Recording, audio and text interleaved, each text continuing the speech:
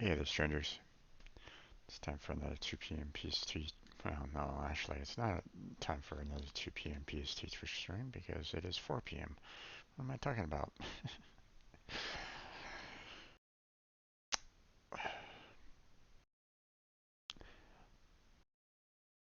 So, we're going to be getting back into World of Warships today. Uh, uh, Last week had some fun with Tornado and um, Mikey. Um, Hopefully, we can have that again tonight, but I understand if they can't make it. I mean, let's face it, right now in their neck of the woods, it would be basically 1 o'clock in the morning right now. So, um, I can understand them saying, sorry, man, can't really come tonight. So, I understand if they need to back out. Computer's working a little bit better. Um, I don't know why it was spiking so much with the uh, CPU. I'm still dealing with another issue with the Omen Gaming Hub. It doesn't want to close on me, even though I'm telling it, even though I want it to close. Um, so yeah, that's that's the thing. Um, I've already kind of tried to contact, like, you know, so when I first saw it, when I knew about Omen, it was, I was watching quite a bit of Rooster Teeth at the time, and they were advertising it. So I'm like, oh, okay, this might be a cool thing. You know, you get to play a game, and you might get some rewards out of it. Okay, okay, you know, um, in a sense, you're you're basically getting some um, benefits from advertisements, companies, so on and so forth from them, but you can get some decent perks out of it, or at least so I thought at the time. Now, not so much. I'm not too happy with them right at the moment. The fact that it's ignoring my uh, startup disable. I'm trying to tell it, hey, don't start. When the computer starts up, and it still does it anyway. And there's no way for me to exit it once it's launched. There's no way for me to close it out unless I go through the task manager to do it, and that's not great. That's not a good. That's not good. So I'm pretty close to just going ahead and uninstalling it because I've tried to contact Rooster Teeth about, like, hey, can you? They're not listening to me.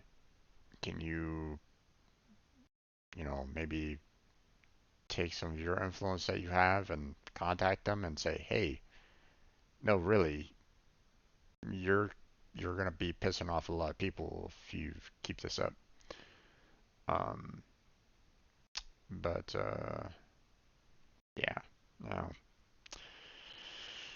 neither one of them listened to me. So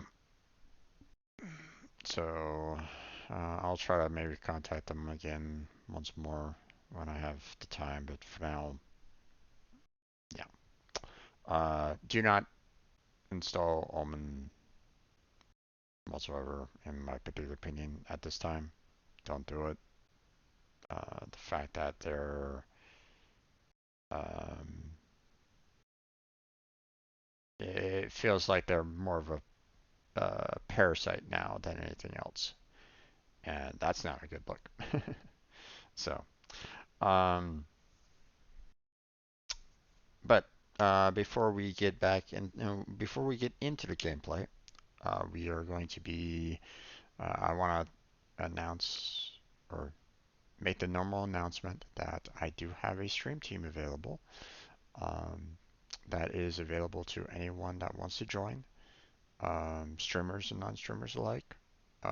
No matter what kind of platform you're on, whether it's Twitch, whether it's YouTube, it all works. So, um, you know, no matter what kind of streaming platform you work with, you're streaming on, you're still welcome on the team. The idea of the team is to basically be able to help out everybody on the team. So, you come on in. Not only are you going to be helping out others on the team, but others on the team are going to be helping you out. That's the whole idea of the team itself. So that's, you know, if if someone is going to be doing any kind of, we make the announcements of who's streaming at the time, any special events, um, that kind of thing. So obviously, I can't do it all by myself. I mean, I'll do what I can to to help out others. Um, but obviously, I'm just one person. I've seen one person trying to advertise everybody else on the team, and I felt that that was, I mean, if he just kind of wanted to stream and show off everybody on that's on the team, that's his prerogative. Um, but I felt that there was probably um, easier ways of going about doing that. Um, so that's what the team is all about. Okay. Um, the whole concept of pay it forward, helping out everybody that's on the team, supporting them when they want to do something special, uh, everything. So the link is for the application is down below on my Twitch about page. So feel free to check that out if you like. I also have a link to the Google Doc that explains everything about the team. It is a lengthy document, I know, but it's meant to kind of convey all of the um, everything that is the team. What it's kind of meant to do. What all the sub teams that are there. So if you're seeing this and you want to join, you know, if you want to join a team, I mean, here on Twitch you can you can be on multiple teams, so you don't have to stress about that if that's what you're wondering about. Um, but it's not an official Twitch team. Don't have a partner. Um, who knows? Maybe one day I'll be a partner. But I mean, if someone wants to come along and help me out on that, they're welcome to. Um, but um, feel free to fill out the application, submit it. If you align perfectly with what the vision of the team is all about, the mission statement, then I don't see any problems with you coming on it. Um, if you're the type that harasses other people, that um, you know, uh, just actively demoralizes or rags on another person, probably not a good fit. So, um, we're looking for those that want to cooperate with their fellow team members. Okay, um, so if that's you, go ahead and submit your application. Um, I'll be waiting for it. So, but that's going to be that little announcement. So let's go ahead and get right into the main game itself, shall we? So, okay. So, uh, our clan members have been doing quite a bit of work. Doing a lot more than I have, that's for sure. Uh, but you know, I just stream. I just stream once a week, so um, so much thanks goes to Mikey and Tornado for that. So, uh, but we have enough resources to get the next upgrade. Um, let's see, which ones do we need to go for here? So we have the free XP. Um, we have the post-battle service. Hmm.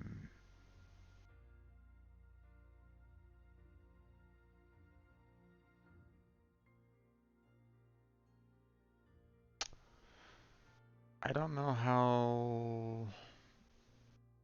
I don't know if Mikey and Tornado's kind of hurting for credits, or you know, I don't know where they stand on the amount of credits that they have. So maybe this might be helpful for them,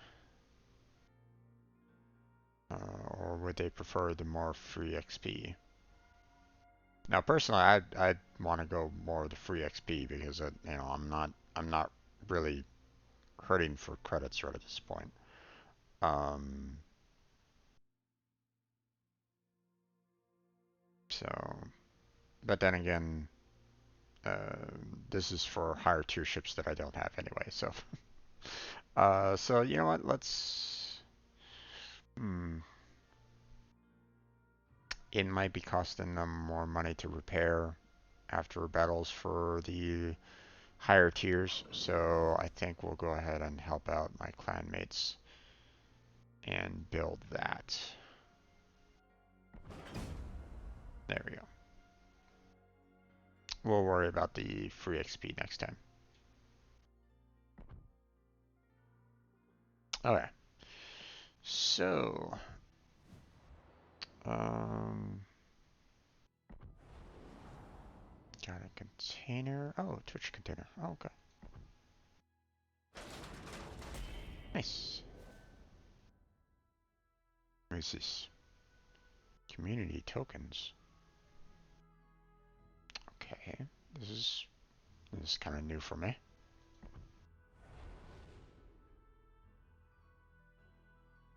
I'm not sure what the community tokens is all about, but let's go see what they might be applied for. Hmm.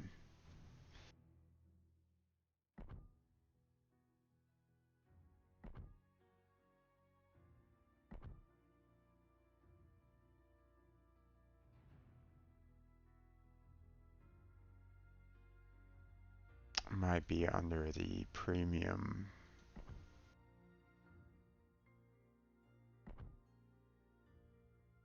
Oh, no, there it is. Okay. Interesting. So they introduced a new currency from the looks of it. Okay. Interesting. I don't really need camouflage unless it's a permanent one, but I mean, they're not going to sell a permanent camouflage for the 100 tokens. So, And you know, I got plenty of camouflages as it is anyway, so um, I'd want to save up more for these permanent camouflages here. So let's see.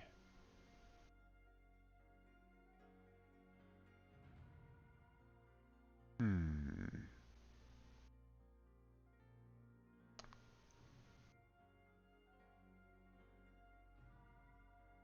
Kind of curious as to what's actually in these containers here. Okay, so we have the potential for a tier 3 cruiser, Japanese cruiser. Okay, that might be nice. Um, the container includes a premium ship, Texas, Giovanna. There's a lot of them. Okay, with a port slot and commander with 10 skill points. Oh, okay, not too shabby, not too shabby. Okay, and then of course here's all the tier 7 ships. If you have the ship, obviously it's gonna drop a whole lot of doubloons for you, but okay. Let's see, what's this all about? Um, okay. Potential for dropping some of these ships. Okay. So that's not too shabby. I kind of like that. Obviously the the drop rates are going to be pretty slim. But with you having a lot more potential for like credits and free XP and stuff like that. That's not too big of a deal for them. So um,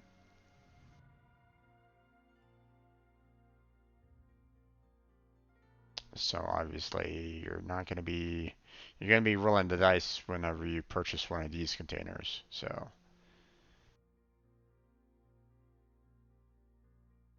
okay,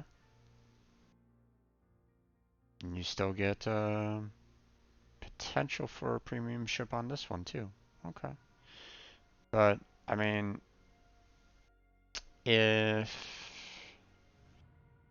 I get 100 tokens for every Twitch container, then I have the potential of getting, you know, basically 100 a week.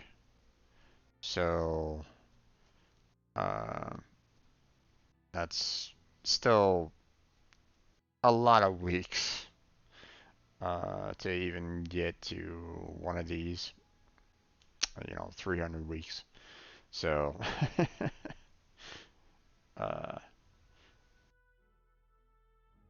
but you never know. Um, I might be able to kind of get some more just by kind of playing the game or something like that. So you never know. You never know. So um, for free. Okay.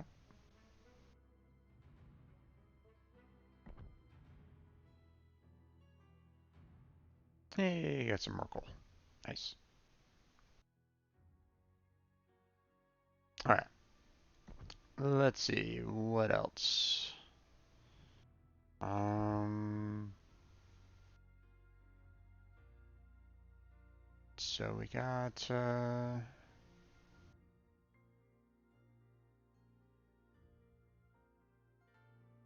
the armory taken care of. We saw the tokens.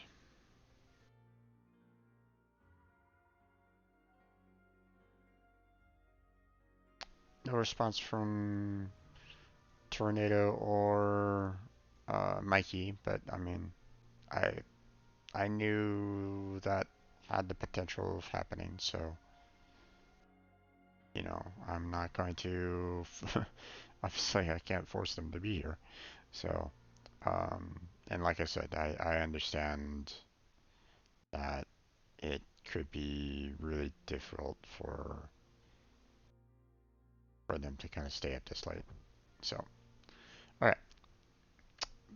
With that being said, I believe we got everything ready to go for the most part. Let's see, we have 7,500 HP damaged ships, and then we have high caliber, which obviously I've been trying to work on for a while now, and that's, yeah. So, but thankfully for this one, it's not in any one particular battle. So this will eventually be earned by, the damage that I inflict, by the destroyers that I use. So looks like we are pretty much ready to go for the most part. Um,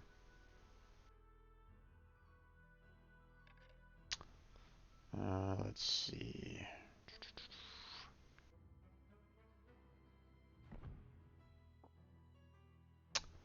So first off, let's go ahead and switch this over to random battle. Still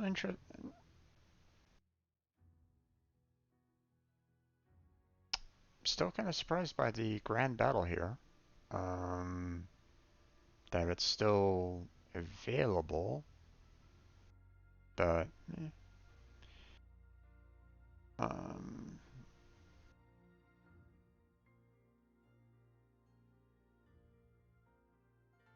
hmm, okay.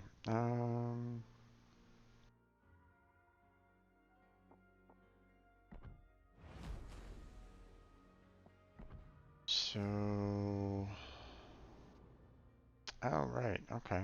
We have enough experience to get to research the next one.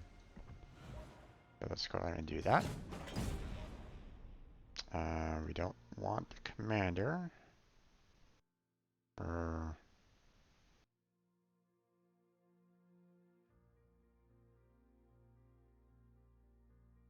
yeah, without a commander. So, um, and then we're going to take the commander that we have. Unfortunately, wasn't able to get him up to the to learning anything new from the previous one, but uh, we'll see what we can kind of do on that. Um,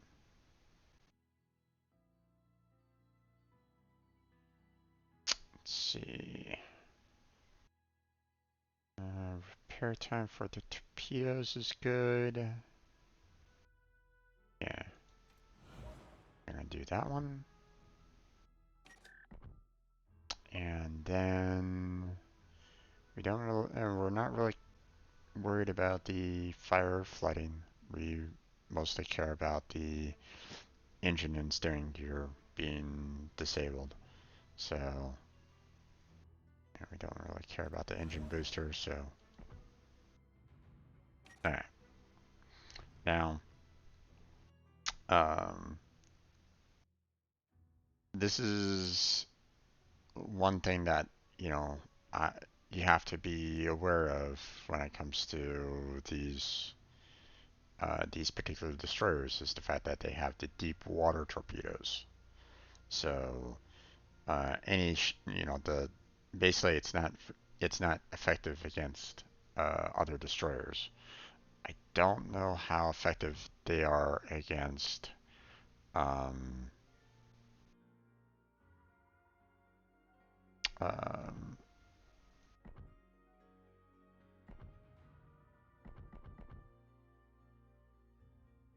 I don't know how effective they are against the cruisers, but okay. Now with this, we can go ahead and sell that one off. We don't need it. We just want to sell the upgrades, sell all the modules. Yep, don't need that. We want to keep space available for the next available ship. So, okay. So with that out of the way, we don't need to stick with tier 2 anymore. We can move on up to tier 3. So, let's go ahead and get our win for the tier 3, and then we'll move on to our tier 5s with the potential for getting the campaign done. So let's go.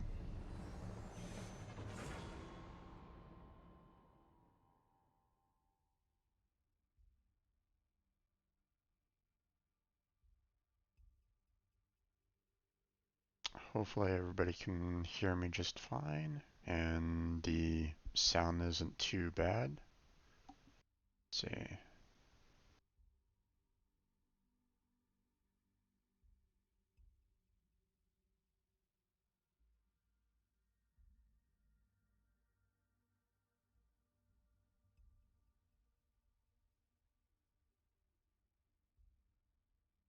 Now I am in my Discord voice chat, so if anyone wants to join me there to play, you know, to join me in World of Warships, you're welcome to. So,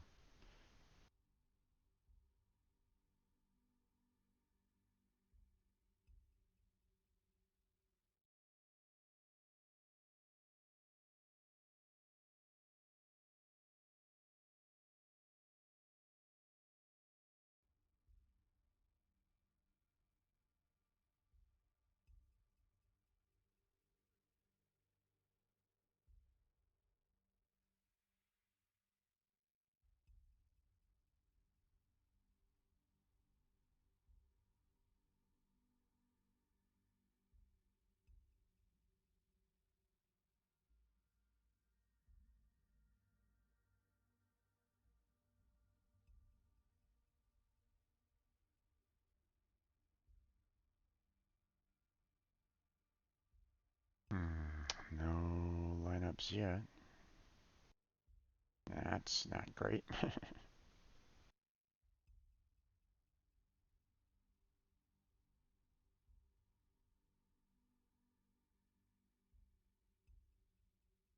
So if I go into like a one-on-one fight with a destroyer, I can't rely on torpedoes to hit them. So I gotta be careful with that. Um, the torpedoes are mainly only used uh, for the cruisers and the battleships. Okay, so we got 5 AIs. We have a total of 3 battleships, a lot of cruisers, and 3 destroyers. So this is going to be an interesting one, to be sure. Oh, and I'm right smack dab in the middle. Okay, I'm gonna go to the right, or to my left. 전 세계의 산타들은 빨간색을 입을까요? 초록색은 정말 최고의 색깔입니다. There we go. And good luck and fair seas.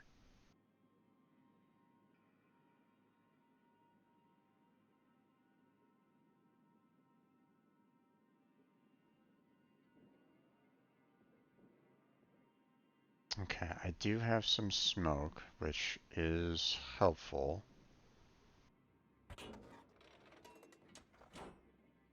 Let's see. What is my range for the torpedoes? 7.3. Not exactly ideal. Okay, I gotta avoid this guy. they're gonna go, you know, make a beeline straight for the enemy. So Good luck and fair seas. Let's give them a hard time. Enemy force detected. okay. Now my torpedo range isn't that far, but at the same time, I don't want to necessarily hit my allies.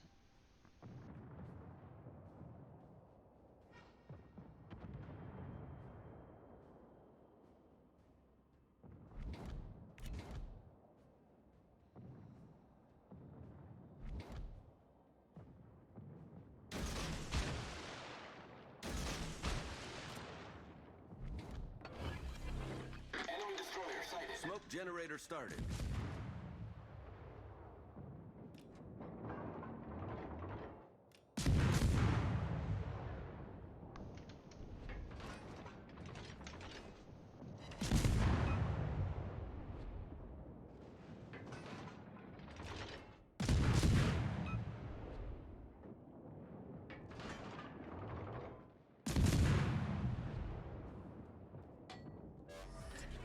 Smoke screen set.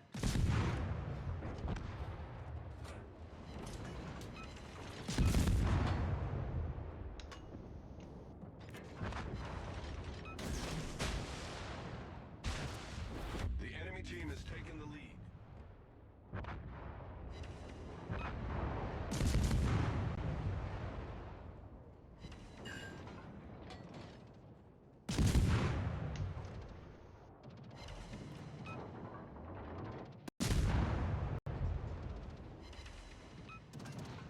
Torpedoes to starboard.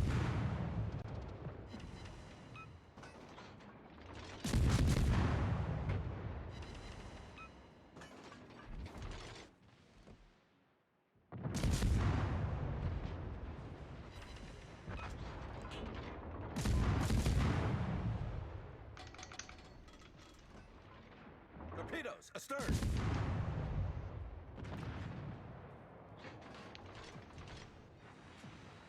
Oh,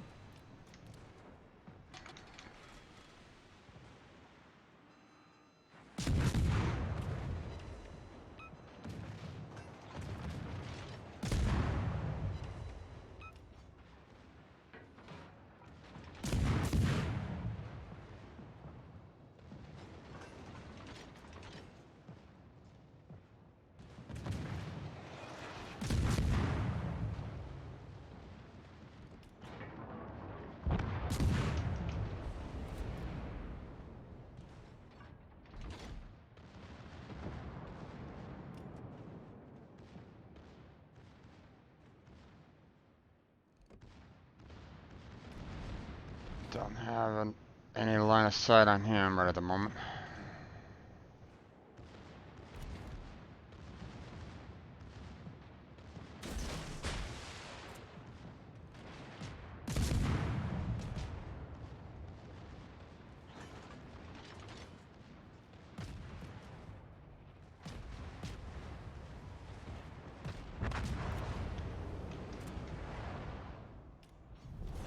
Our team has taken the lead.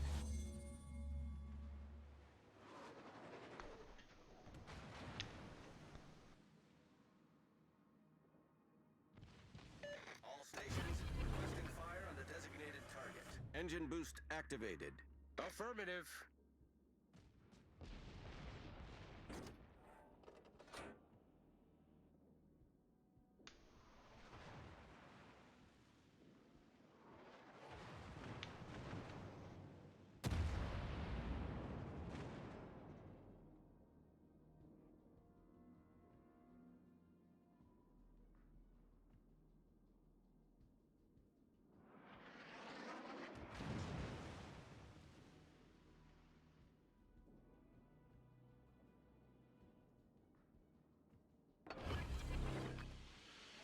Smoke generator started.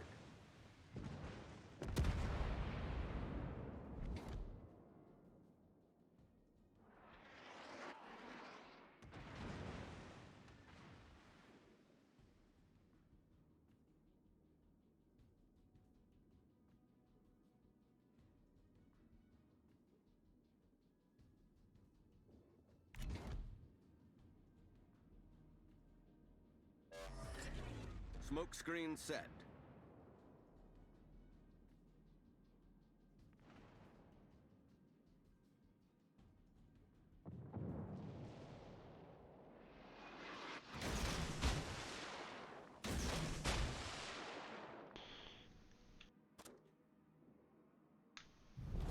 Our victory is in sight.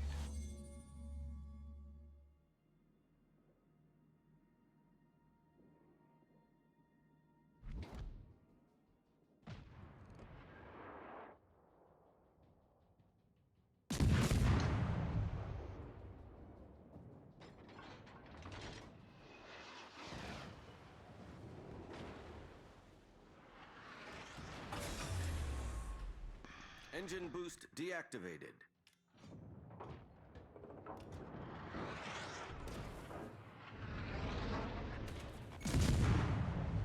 Critical engine damage.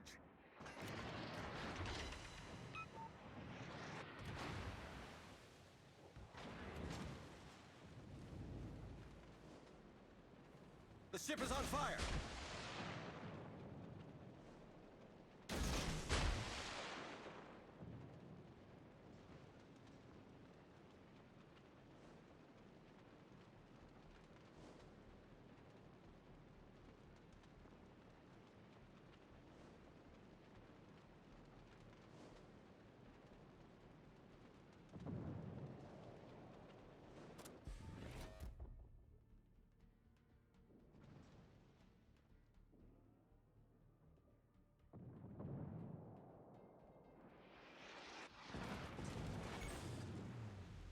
Critical engine damage.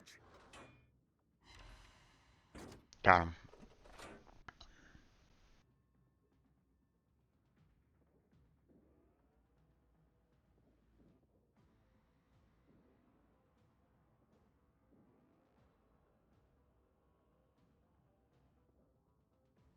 Okay, so I can't hit him with a torpedo.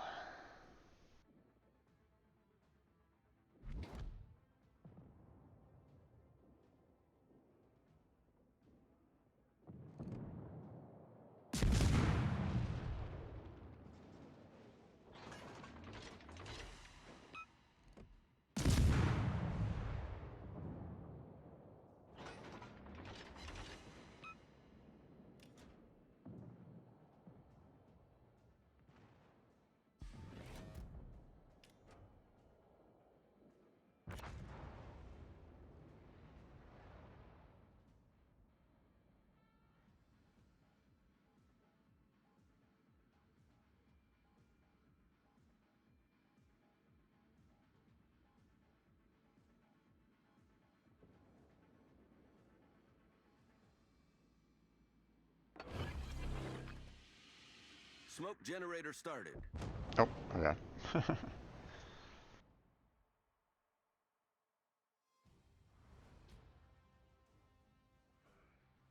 I hit him with one, but wasn't able to sink him. But didn't do too bad. Could have been better, but wasn't bad.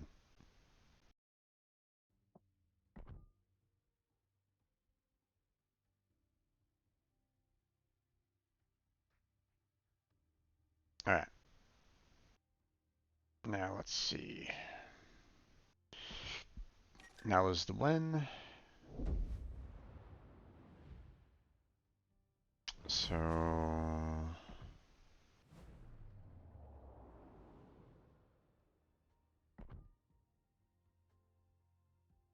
right. Let's go ahead and research that. There we go. Now the amount of XP that I'm going to need to earn is going to be higher than what it takes for the retraining, so that shouldn't be that bad. But okay,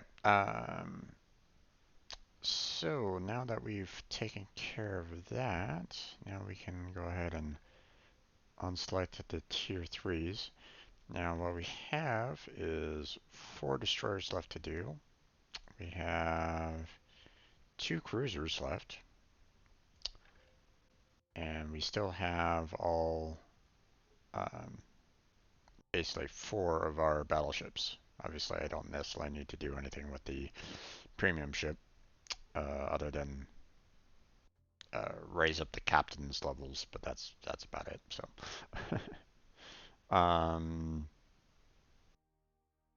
but let's see. We're gonna start off with our destroyers for the time being. Let's see. Uh, it's gonna be a while for the Minakaze to get to the tier 6, so we have um, about 13k from Metsuki, so not too far away. Still got a ways for Nicholas. That's 18k. And then of course we got 28k for the Visby. So we got our work cut out for us when it comes to the destroyers. And unfortunately, for anyone that is watching me right at this moment in time, I'm not good with destroyers. So if you're coming to watch me, come and watch destroyer gameplay, probably not the best. Probably not the best one to watch when it comes to along those lines. What I will say for anyone that is watching, whether it's here or on YouTube, um, if you're coming from for destroyer gameplay, um, take what I do and learn from it. Because uh, I've had like maybe one good gameplay out of like probably 10 on average. So maybe. So the fact that I struggle with getting. I mean, I keep on lining up the torpedoes with where it suggests that they should be going to, and I can never. It always feels as though I'm never hitting the mark on it, and so it's okay. So we got ourselves 5 battleships, 3 cruisers, and what is it? 4 destroyers. So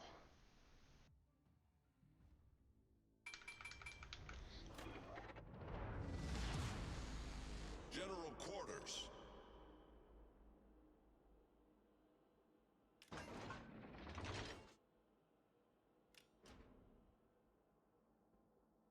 okay. Probably not a wise idea to go straight into sea. Good luck and fair seas. But we can definitely try for it.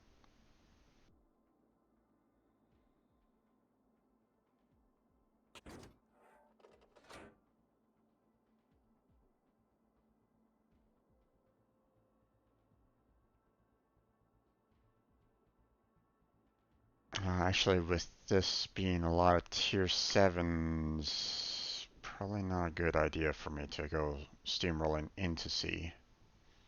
Not yet, anyway.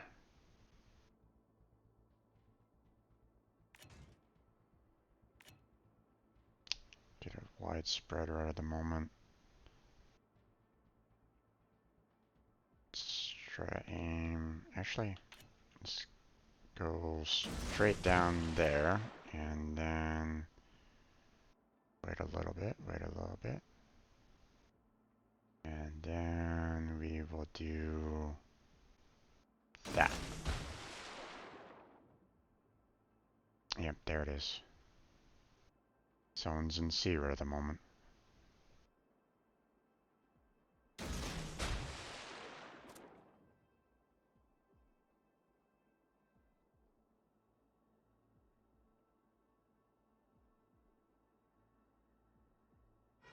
There, there.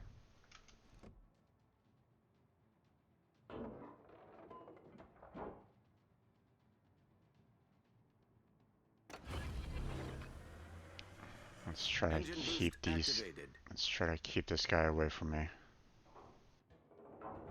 All stations requesting fire on the designated target.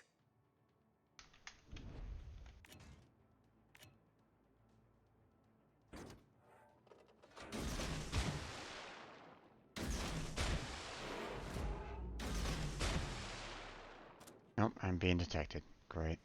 There they are.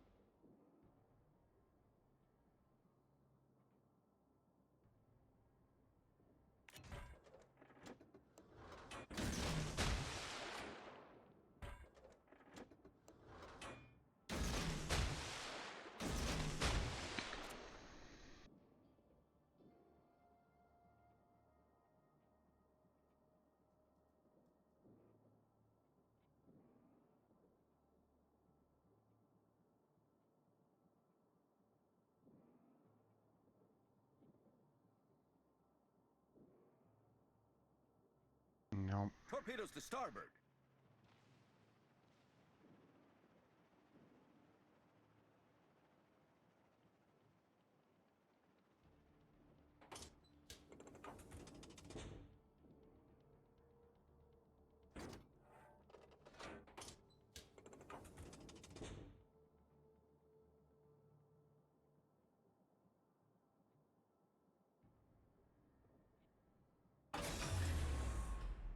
Engine boost deactivated. Okay, there's that Suki. Okay, we have the Nicholas.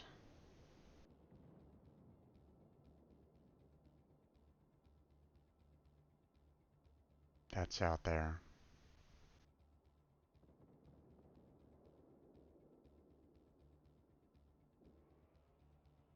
Don't have don't have him on radar right at the moment.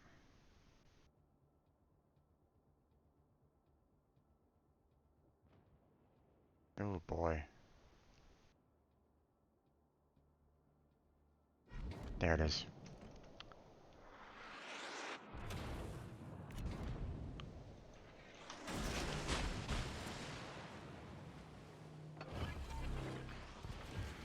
Smoke generator spent.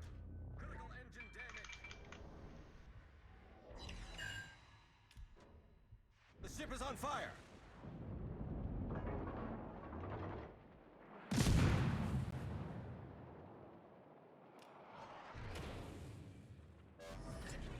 Smoke screen set.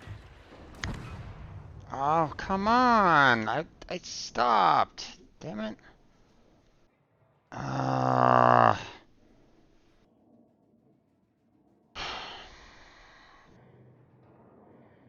Damn.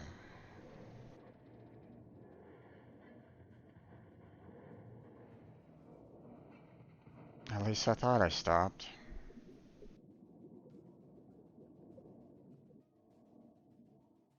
Yep, they have the better destroyer captains.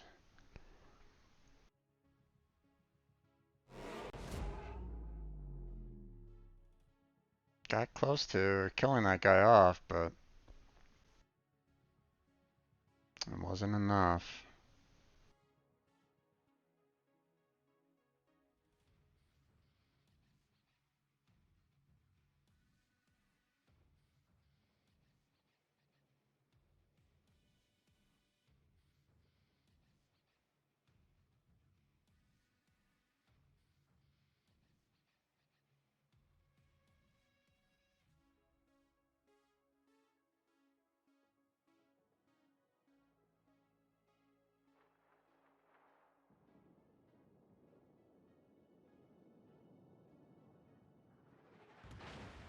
You're showing broadside to the guy.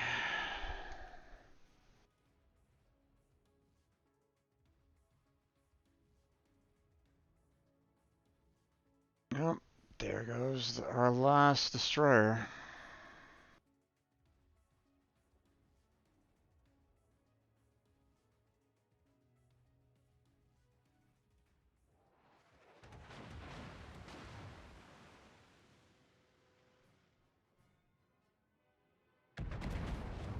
The enemy team has taken the lead.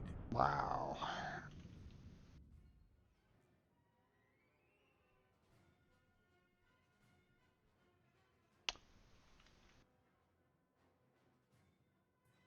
Probably not going to be winning this one there, folks.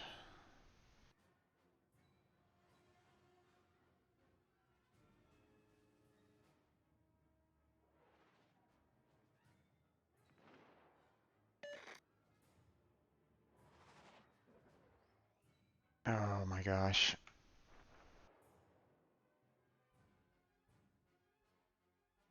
A lot of these guys are showing broadsides, and it's like, don't stop doing that.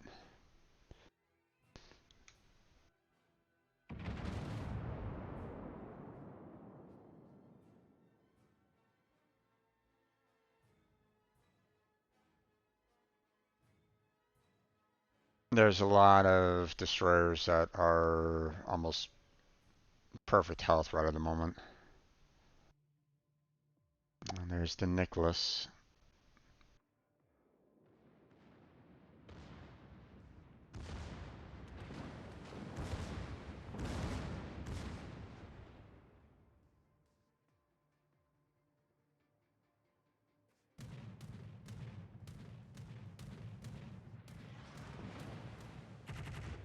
Yep, he's dead.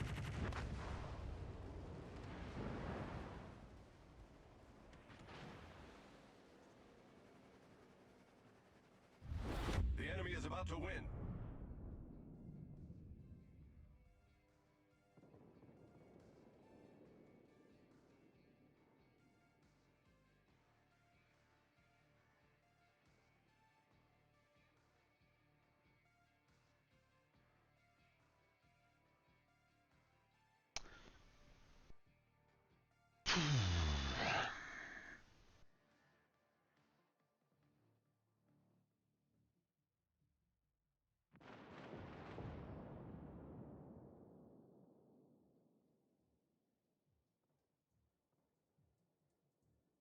Nice shot there, Turtle.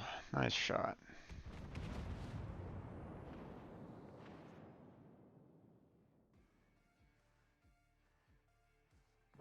Oh, nice shot, RK. Nice shot. Yep, there goes the New Mexico T-61.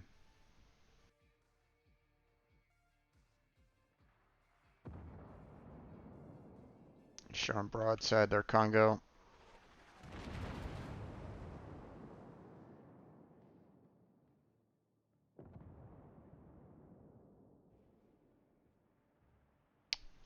Angle a little bit more. Oh, wow. That was too easy.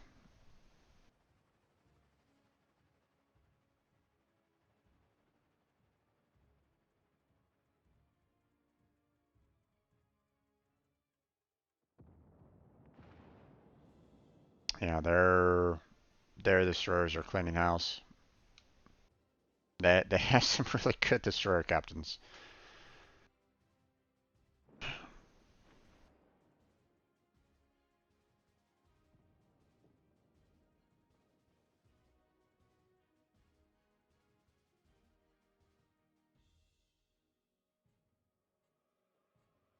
Oh, there it goes.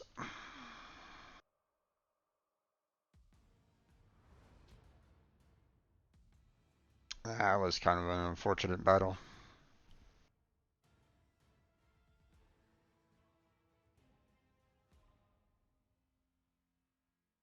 You have those, you have those days of bad luck, man.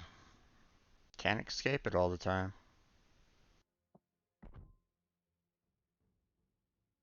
You know, my performance wasn't that great in my particular opinion, but I mean, mm, you know, I'm still did a decent job compared to the rest of my teammates right at the moment. Um, but I mean, just take a look at everybody that was the destroyer on their team. So yeah, they had a good day. They had a good day. Okay, we're gonna try that again.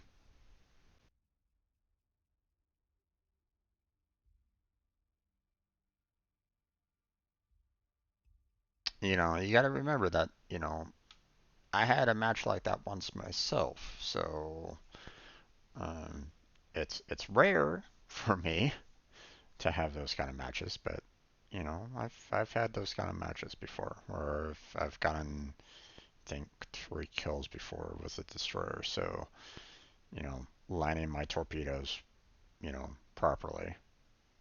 So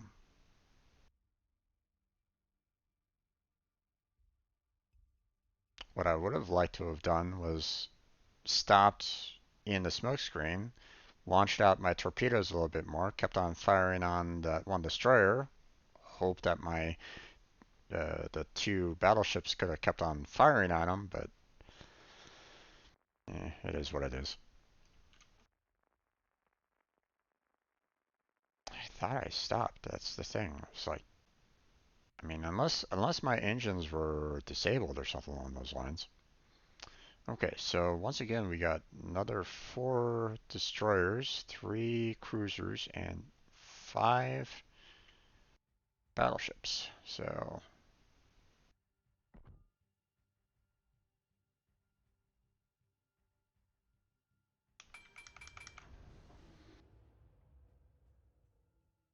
okay, so I'm gonna let the Matsuki. Oh, Red Rocket, Rocket Rider, huh? Uh, they did really well on that last match. So I'm gonna stay more towards the east and try to Let's give them a hard time. guard this channel right at the moment, Bye, Thunder. and we'll see what we can do. Good luck and fair seas. Let's give them a hard time.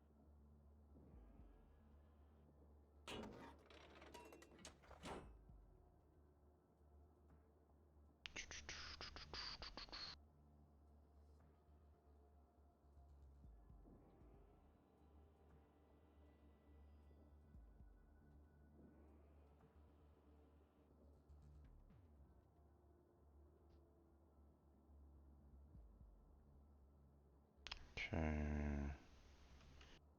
Only 7 kilometers in terms of torpedo range. So what I want to do is not come in too hot on here. Gonna see about maybe throwing some torpedoes right down here if we can.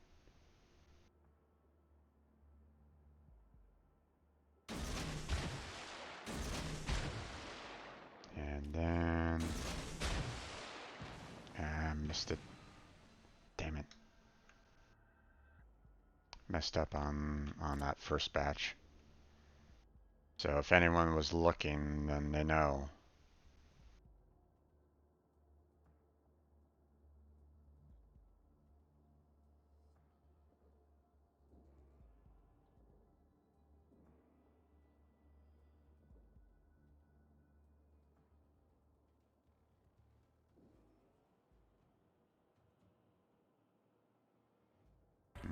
Okay, I'll let the Matsuki handle that one. Let me head on back here. We still don't have an idea where um, we have two destroyers spotted, but we're still missing 2 others. Okay, there's one. Or no, there's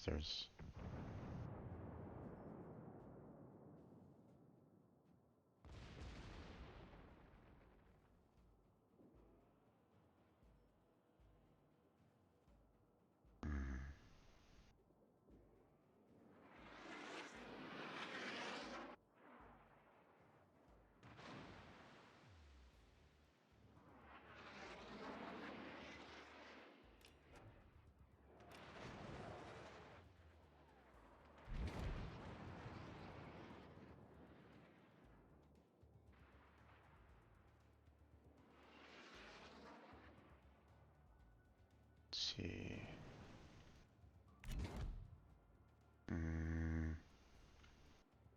Just gonna hide behind the island there. Roger.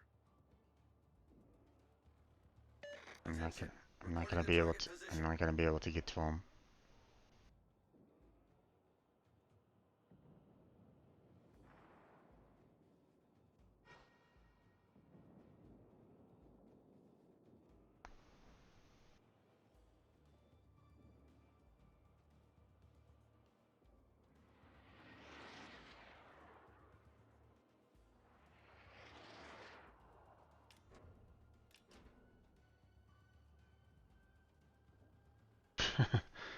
Okay, that's interesting.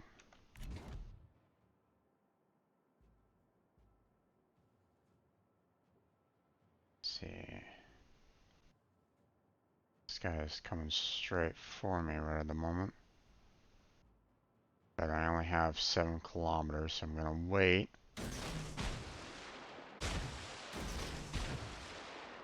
And let's see if that hits the target.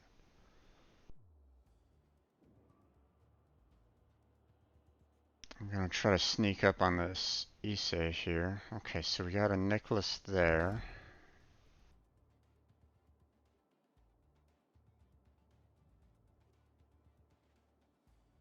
It's currently backing up right at the moment, so...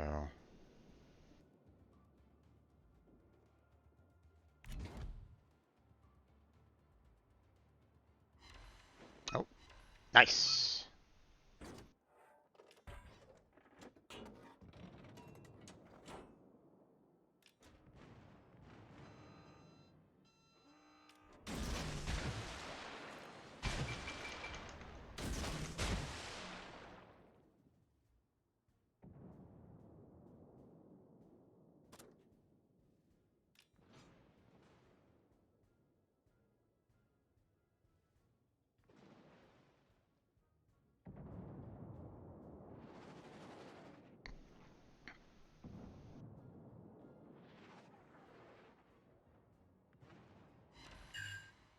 Nice! Nice!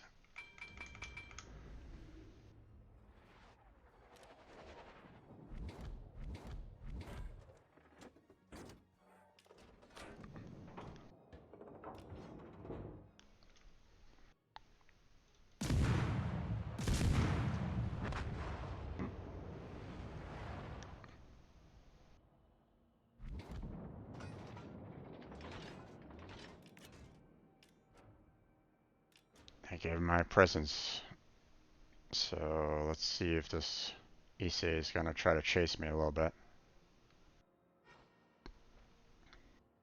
This is kind of dangerous right at the moment. Smoke generator started.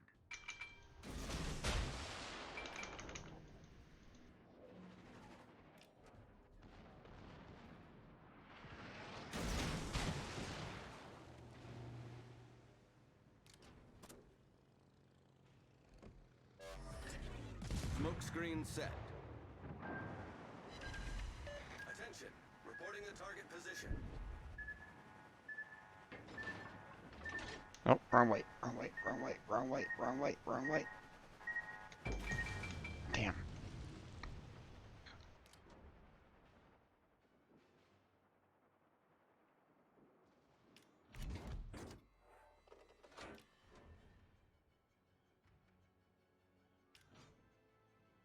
Okay. We have the Matsuki up there. That's gonna cause some problems, so let me get the heck out of here.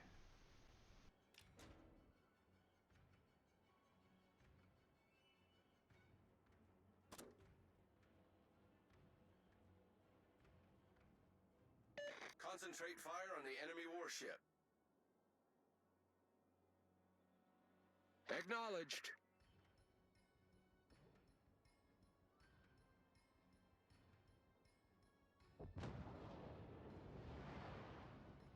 Much obliged.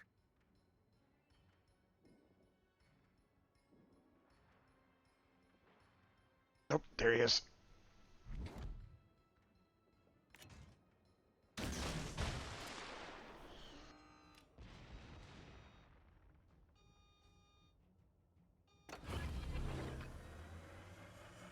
Engine boost activated. All stations requesting fire on the designated target.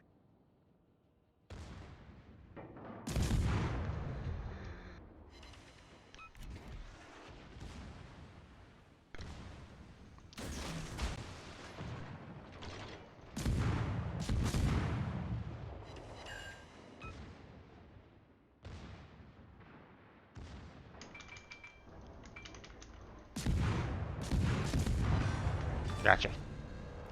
Enemy destroyer foundered.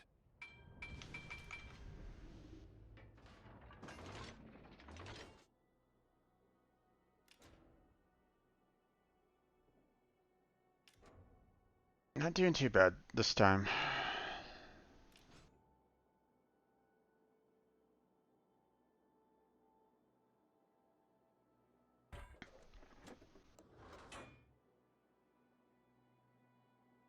Yeah, I knew that he was good.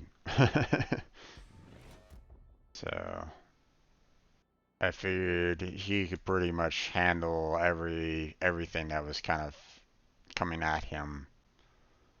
Um, so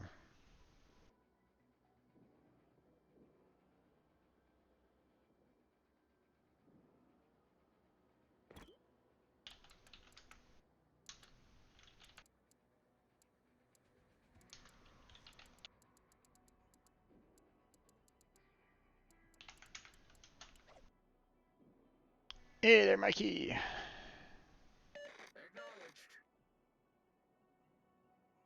PC's good this time. PC's better, so Engine boost deactivated. I'm not lagging nearly as bad as I was last week, so to be honest, I don't know what the heck was causing it, but it was definitely a frustrating. So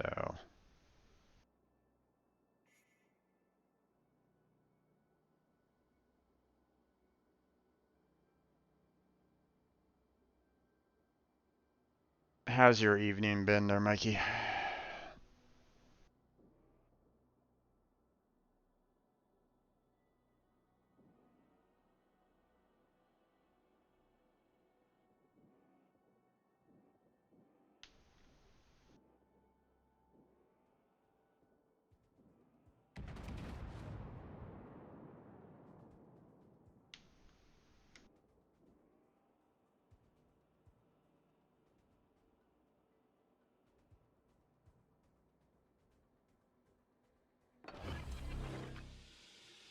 Smoke generator started. Much obliged, Commander.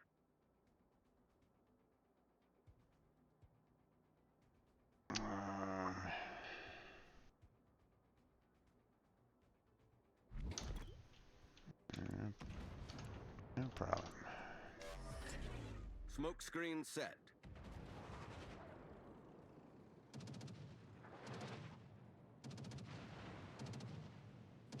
Oh, I'm being detected.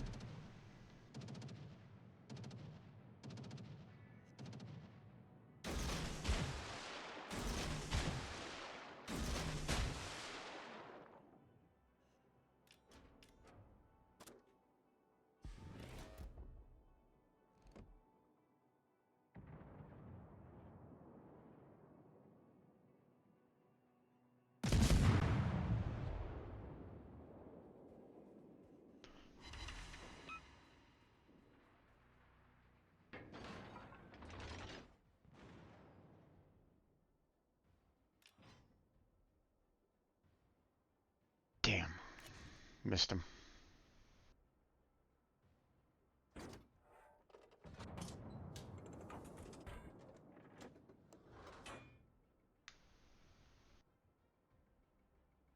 He kept on moving forward. Just woke up, slept a couple hours. Okay then. Okay.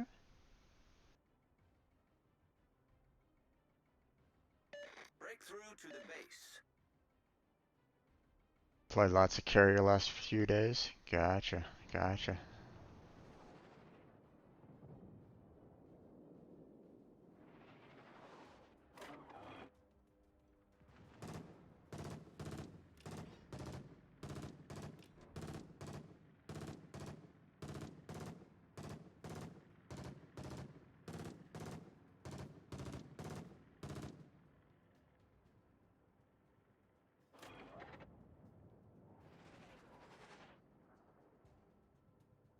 Okay. Engine boost activated.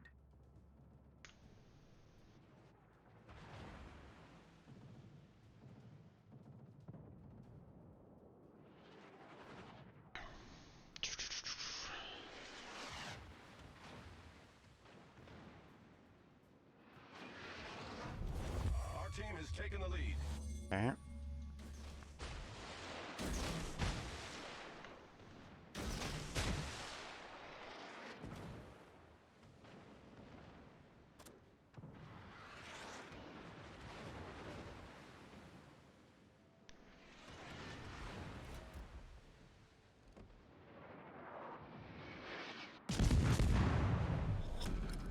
Battle ends in 5 minutes.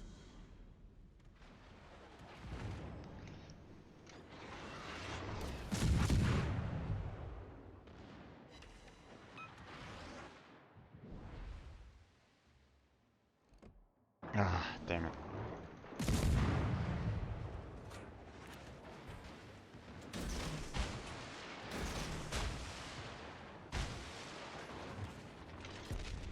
Ow.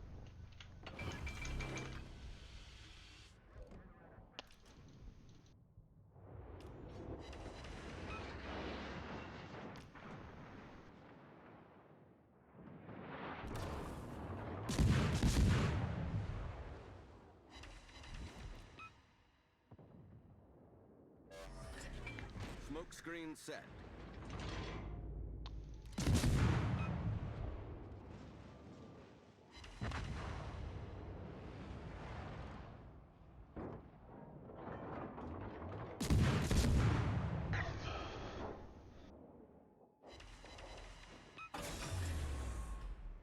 Engine boost deactivated.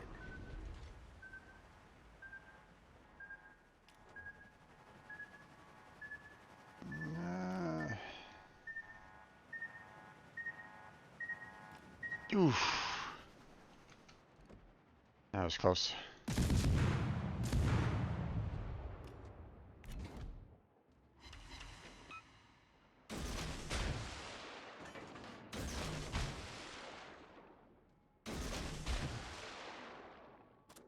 Doubt those torps are gonna actually hit him, but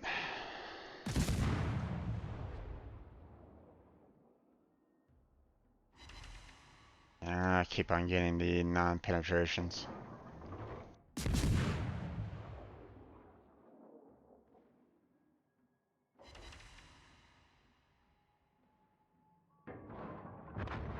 Nope, there he goes.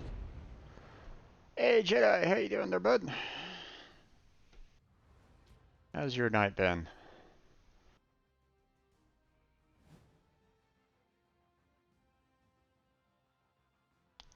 That one was a good. That was a good uh, showing of. I mean, obviously not as good as Red Rocket, but still. You know, if Red Rocket is doing any kind of streaming or something along those lines, go and check him out.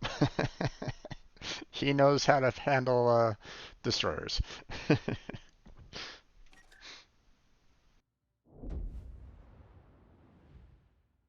All right, let's go ahead and grab this container here, which we always want to try our luck.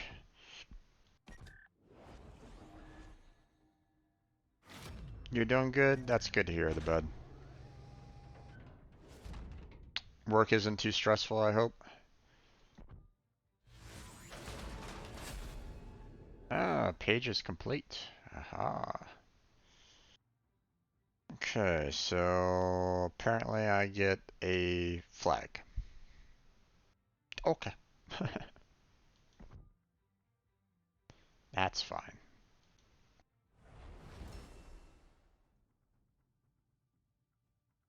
So that's all done. So we just got 8 more left to go in this particular collection. So 2 more there, 2 there.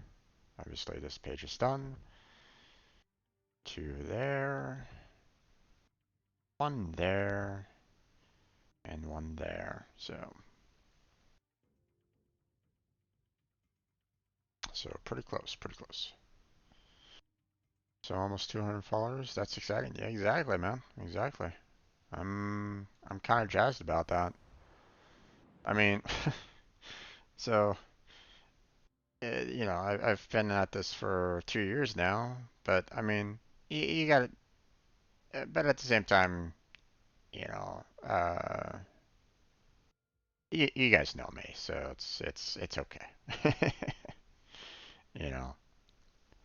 I'm actually thinking about maybe doing like something special for like a 200. Um, you know, got some free games um, from the Epic Store.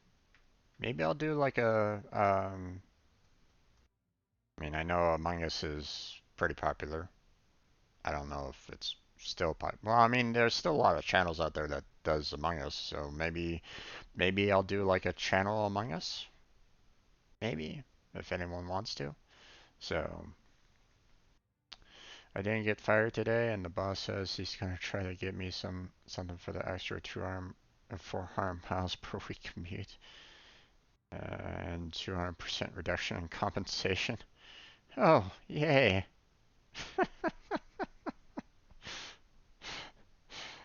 That's something, right? Uh, yeah, let's see. You're doing a, you're basically doing 40 extra miles per day extra than what you were doing before. Oof. Um, yeah, the only other thing that I could think of is maybe doing like some alien isolation, but I was thinking maybe I'll hold off on that for Halloween. Now, um, I've seen players play it, so I'm not. It's not a blind playthrough. Okay. Um, so, but it'll be well. Okay. It's not going to be a blind playthrough in the sense that I don't know what I'm going to be expecting on that game, but it's going to be blind in the sense that it would be my first time playing it. So um but I was thinking maybe I'll uh save that for Halloween. So did you want to join me there, Mikey, or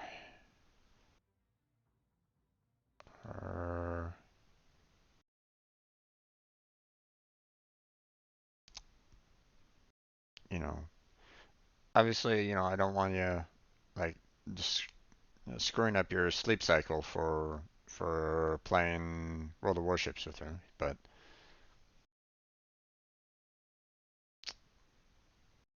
if you like, man, you're always welcome. You're always welcome to join me. Okay, so um, obviously the only time that I'm ever gonna be saying no, man, sorry, uh, is if you cause a problem somehow with the channel, like you're like, swearing up like a sailor kind of thing, swearing up one side and down the other, then I'm probably gonna say, probably not tonight. Um, or if you start saying things that could get me in trouble with TOS. So, uh, no worries there, Jedi. No worries. I'll see you when you get back. Not too civilized here. Yeah, yeah.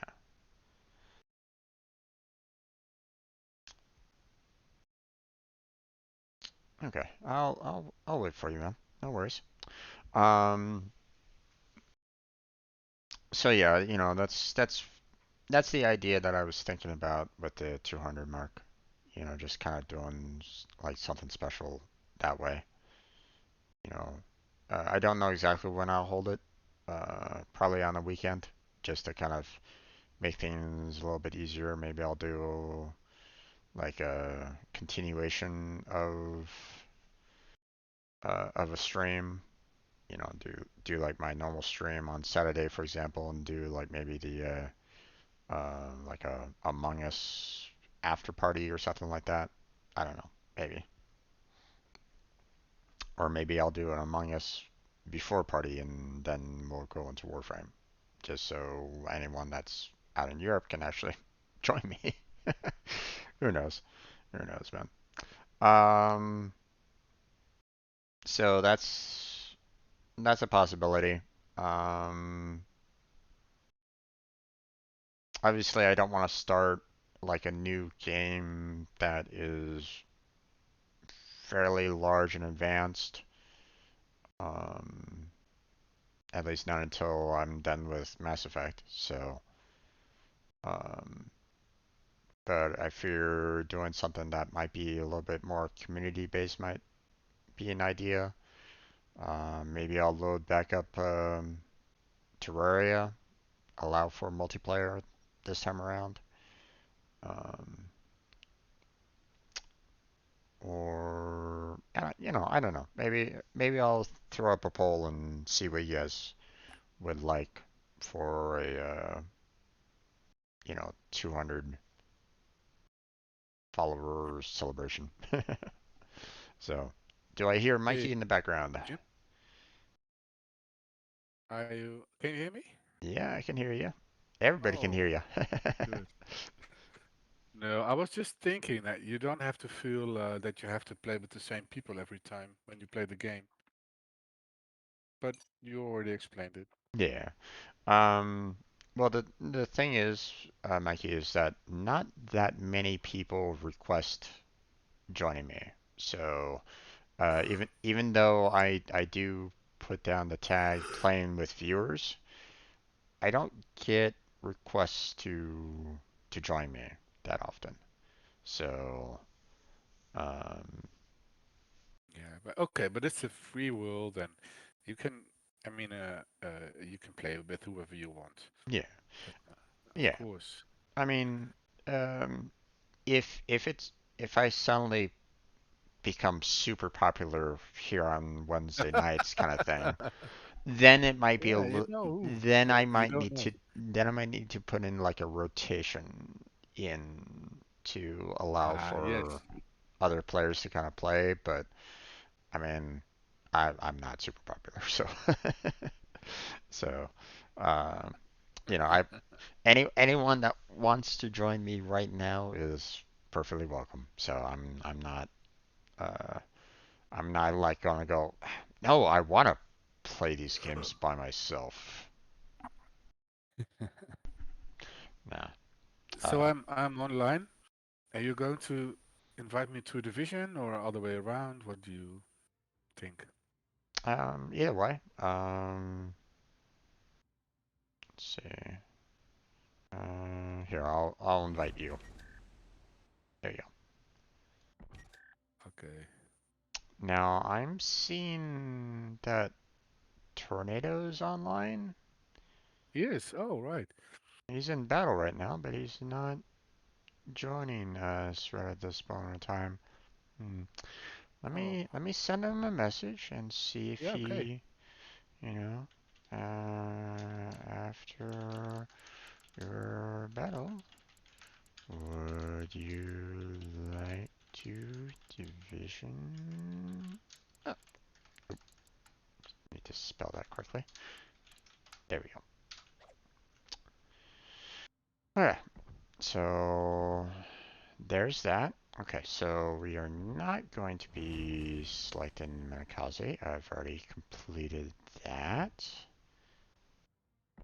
So we are going to go with Matsuki on this one. Oh, you're trying out the tier 6 ranger, huh? Okay. Yes.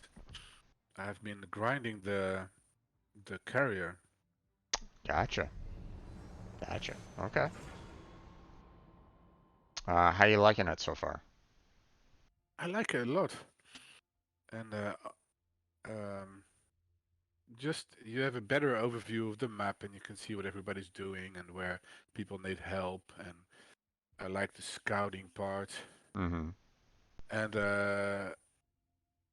I'm getting better at torpedoes and bombs.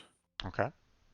But what I find strange is when you are in the fighter jets and you attack a plane, no, a ship, Mm-hmm. that you have to wait for like 4 seconds before it starts shooting at the ship, and that's difficult to have to hit anything. Yeah. They they kind of nerfed the the carriers recently concerning that. I to be honest, I don't really know why because um, uh, it's very rare for, at least in my viewpoint, it's very rare for an aircraft carrier to um, be at the top of the list when it comes to overall damage. I Okay. think so. Yeah. Um, obviously, if you're a really good aircraft carrier captain, then you could be like middle to high, you know. But more often than not, I tend to see people be more on the low end than anything else. Yeah. So because as much as everybody complains about the fighters and stuff like that, it's like they don't do a ton of damage. You know, what they're what really gives you the most amount of points is the fact that you're spotting all of the ships, which brings in points that way. Okay, because any damage to those spotted ships, it basically adds to your total points. Oh, okay. Yeah. Yeah. So, but they have to actually do damage. There's the Yeah. potential damage and there's the actual damage. So, um, so there is a reason behind actual scouting with the aircraft carrier. Um, Now I haven't played an aircraft carrier in a while. I mean I have the tier 6 aircraft carriers, but um, I haven't really messed with them that much. And obviously I've been trying to grind the tier 5s. Um, but uh, tier 6 aircraft carriers is a little bit harder to kind of manage because you're going to be going up against um, the tier 8 ships, which Mhm. is kind of unfortunate right at the moment, seeing that I got dragged into a tier 8 match. But oh well. Yeah, But you can meet ships 2 levels above you, right? I think. yeah, it's typically two levels, but because I'm in a division with someone that is um, tier 6, I get dragged into your fights as well. So you have the potential of getting into tier 8 matches, and Hmm. so do I now. So, Yeah. Yeah. Yeah. oh, I'm having some lag issues apparently. Oh, there it goes. I Action stations. Okay. I do know that the anti-air becomes stronger and stronger, and that's Yeah. difficult. One of the tips that I Good luck, learned everyone. is that you want to fire off one of your Engine boost activated. sets of planes early so they don't die to AA fire when you're flying over something. So basically, you're just kind of wasting a set of fighter planes so you don't have to worry about losing all of them. The set goes back immediately to your aircraft carrier without too much You issue. mean after one attack? You mean? Yeah, you wanna attack once with your Hmm. fighter planes, especially here in Tier 6, Yeah, um, so that a set of your planes can kind of go back. Why are you flying through their attack planes? I'm scouting, You want to avoid their attack planes, man. but what do you mean the attack planes that are with a ship? No, no, no, no. So they're on the map. They're whenever a whenever and you have the ability with your planes to drop a set of fighter planes, okay, attack planes, right? I'm flying in them, yes. Well, they you have a special ability that allows for you to drop off a set of attack planes, Huh? okay? Um, I don't, I don't understand. What do you mean?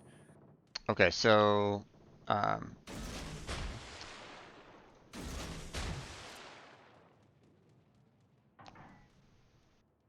I'm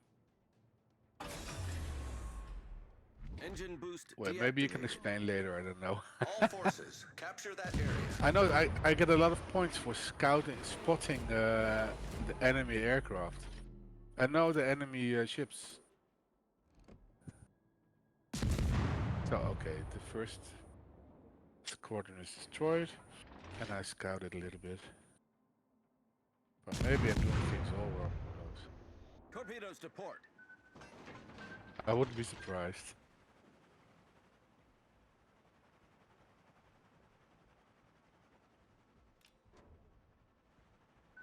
Oh,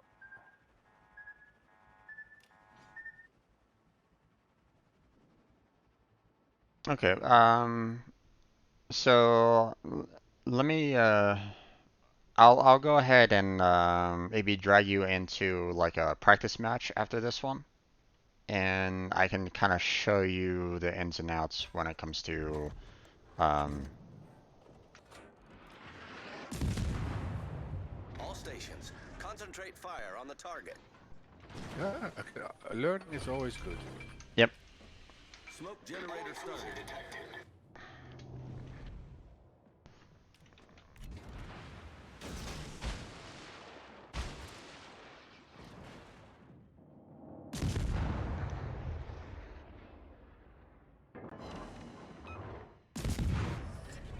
Smoke screen set. Enemy destroyer sighted.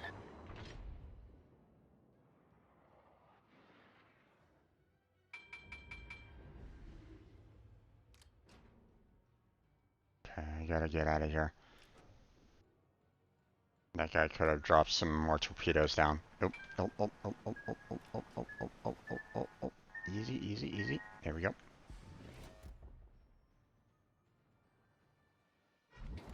There it is.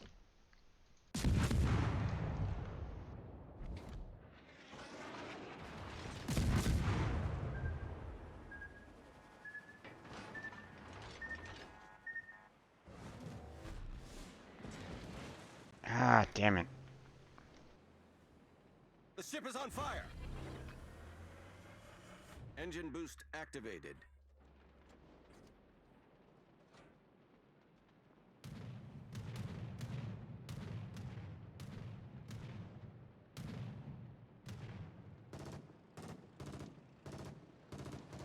I like the Whoa! bright and yellow. Whoa, whoa, whoa, whoa.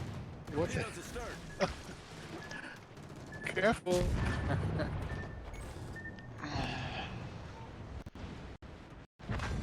Got him. The enemy team destroyer blown up. Oh, you already died. Yeah, but I was kind of expecting a fairly early death, seeing that I was a tier 5, but Oh, the fact that I was able to take out another ship, good for me. that's good. It's just a flesh wound. Yeah, Revenge from the grave. yep, pretty much. Uh, that guy tried to sneak out from behind the island and get me, but I was like going, okay, I'm just gonna jump some torpedoes right at you. And, Oh, he wasn't prepared for that, I guess. So, good, Good. Okay, so Well, you can um, watch on with me and see what I'm doing. okay, Gi- so you have Give me some yourself tip. some torpedoes, which obviously you want to Mhm. kind of focus on battleships and cruisers with those. Okay, I mean Yes. you can try to aim at destroyers, but more often than not you're gonna have a hard time against them. Okay, Yeah. so one of the one of the tricks that I learned, okay, for for being an aircraft carrier commander, at least in the higher tiers, okay, is that you have a lot of strength. You have a lot of like planes in your squadron right at the moment, right? Yes. Problem is Okay. that you can't send all of them to attack all at once. Okay, you you That's do the problem. you Yeah. do you do one attack wave, and then the rest of them fly overhead to be hit um, Yes. by The their at AA. their AA. So um, now um, the one of the um, See, this is such a waste. yeah, And he has a fighter squadron as well. yep. All So dead. so ignore the turpits from now on. Okay. Don't go after Okay. the turpits because he has the ability to defend himself Pretty well. against other planes. Okay. Hmm. One of the best things that you can do is kind of spot the destroyers as well. So um, now what you I'll go in in the fighter squadron then, yes?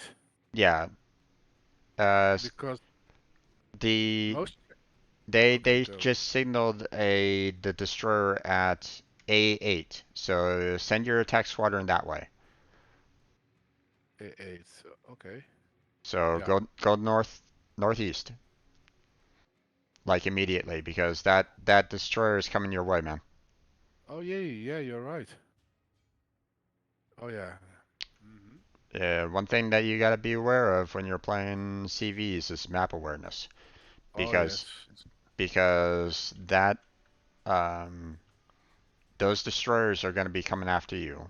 Okay, if they can kind of get behind enemy lines, then they're going to be coming after you. Yeah, So yeah. True. Who knows where it is now? Ship detected by there he is. enemies. Oh, here it is. There he is. So you wanna ping that guy, and then hopefully your other CV friend can kind of go after him. Um, Ah, yeah. Fortunately, you don't have a lot of support with you right at the moment. Um, Did I just attack it? Like here? well, you're not going to be able to hit Oh, anything. here it is. There he is. Just kind of So, scattering around is going to be pretty good. Obviously, if you can get a shot off on him, then great. But I mean, just kind of keeping them in sight is also going to be pretty good. So, what you'll probably want to do is start moving to the southwest, or yeah, southwest. Do you know how to go about doing that? yeah, southwest, but Concentrate fire on the enemy warship. oh yeah, I think I know what. Okay, you're gonna have to start kind of aiming for. You're gonna have to kind of aim for these guys a little bit because no one else is going for them. So, Okay. uh, that guy's gonna be trying to send some torpedoes after you if you're not careful. I don't know what his range is, um, but you're like 8 kilometers away from him, so that's enough. That's typically enough range for any like major destroyer. So, Oh. to try to send torpedoes at after you. So, okay. Hmm. So I'm already moving, Yeah.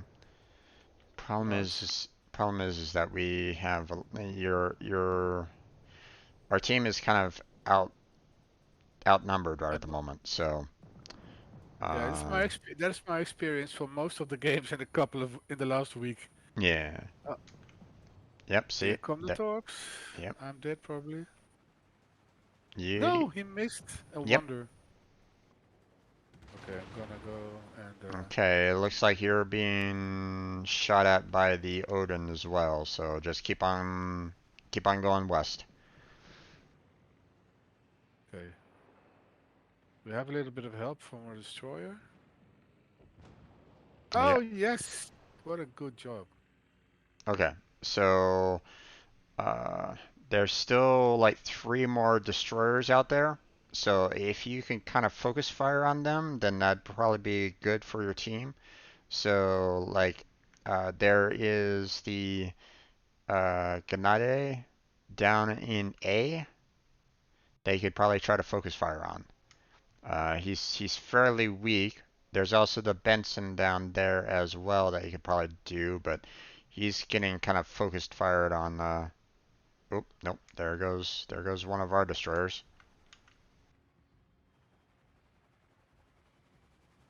So okay, stay here for a while. I had to go back because there was a torpedo in my rear. Yeah. Um, What you could do is you can go back up to like A3 if you wanted to. Um, Seeing that the threat has been kind of dealt with, but at the same mhm. time, um, you're already kind of in range of that turpets down to the south as well. So You um, mean the whole ship go back to A3? yeah. Oh, I thought the fighters. I'm a little bit dumb. Okay. Yep. Why would Thank you, you man. send your fighters to A3? I thought it was weird, but I mean, I think if you say I have to do that, then I'm pretty obedient guy. So, okay, I'll fly to A3. Maybe he wants me to check for more destroyers. No, no, no. Uh, Yeah. if you notice The enemy is about to win. if you notice on the map, you have 3 destroyers that are out there. You have the Vesteria that is far to the east, that at C10 right at the moment. So All right. Yeah. Let me go and harass him. you have someone trying to capture B right at the moment, which might Okay. be helpful if Yeah. you can scout out who's doing that for your team. It Will. might be the Benson, it might be the Grenade. Okay. Oh, nope, There he is. It's Leander. Red Rocket Rider. I was actually playing with him. He's a really good destroyer captain. oh, he's gonna Battle miss ends my in torps, 5 minutes. no doubt.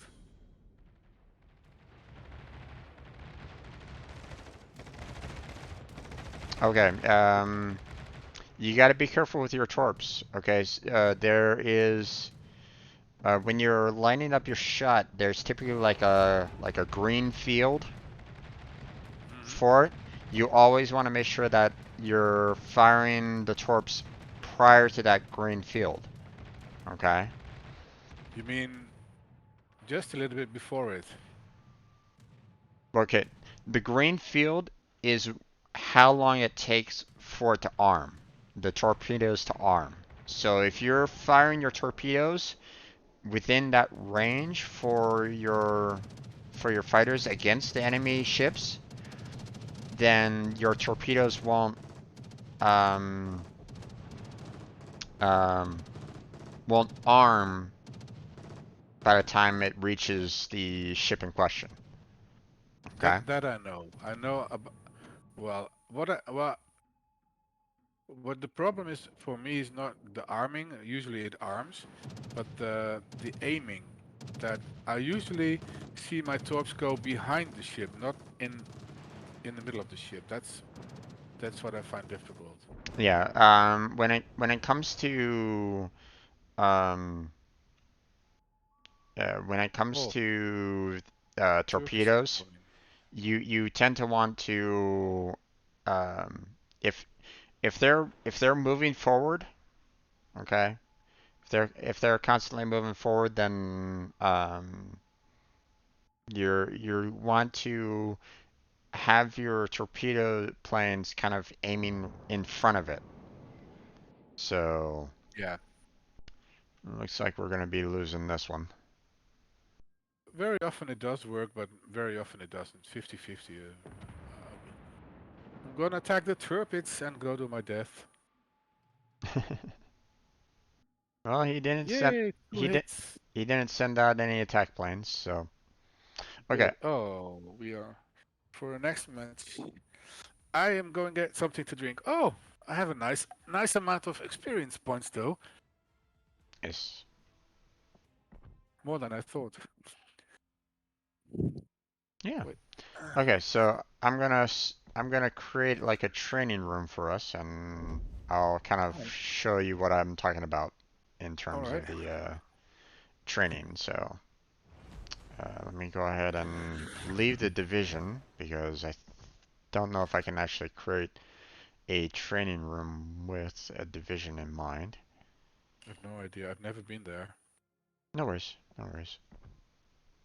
Um, training battle. Create a battle. Oh, I was the third from the bottom just now. It's okay. It's okay. I mean, everybody has to kind of learn. So, um, okay, battle time 30 minutes. Okay. Number of players. I mean, it's just gonna be you versus me in this particular case. Um, or actually, let me do 2v2. Or wait, hold on.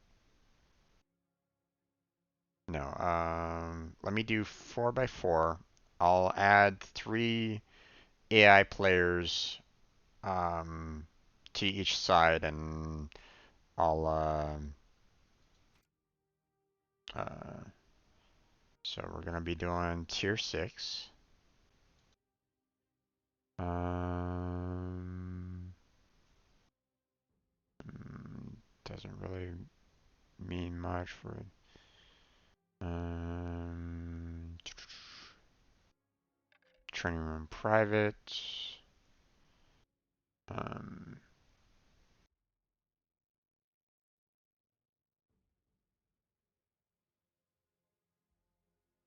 still displayed in the list of training rooms. Okay, Mikey, I'm just gonna put a password in of SBJ. Okay, Okay. so um, we'll go ahead and just keep with the ocean domination, and this is just merely to kind of train um, on how to be an aircraft carrier. So you're gonna have to exit the division. Okay.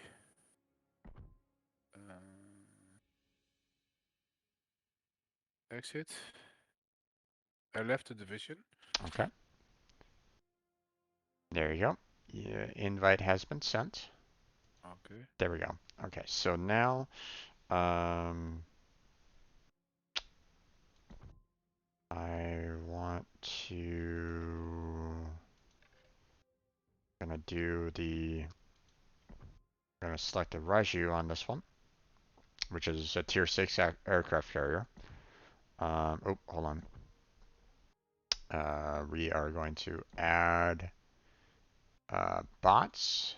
I'm just gonna not have them moving right at the moment. Let's see. We are going to just have American ships. Add that. Cruisers. They're going to be stationary, okay, meaning that at your oh,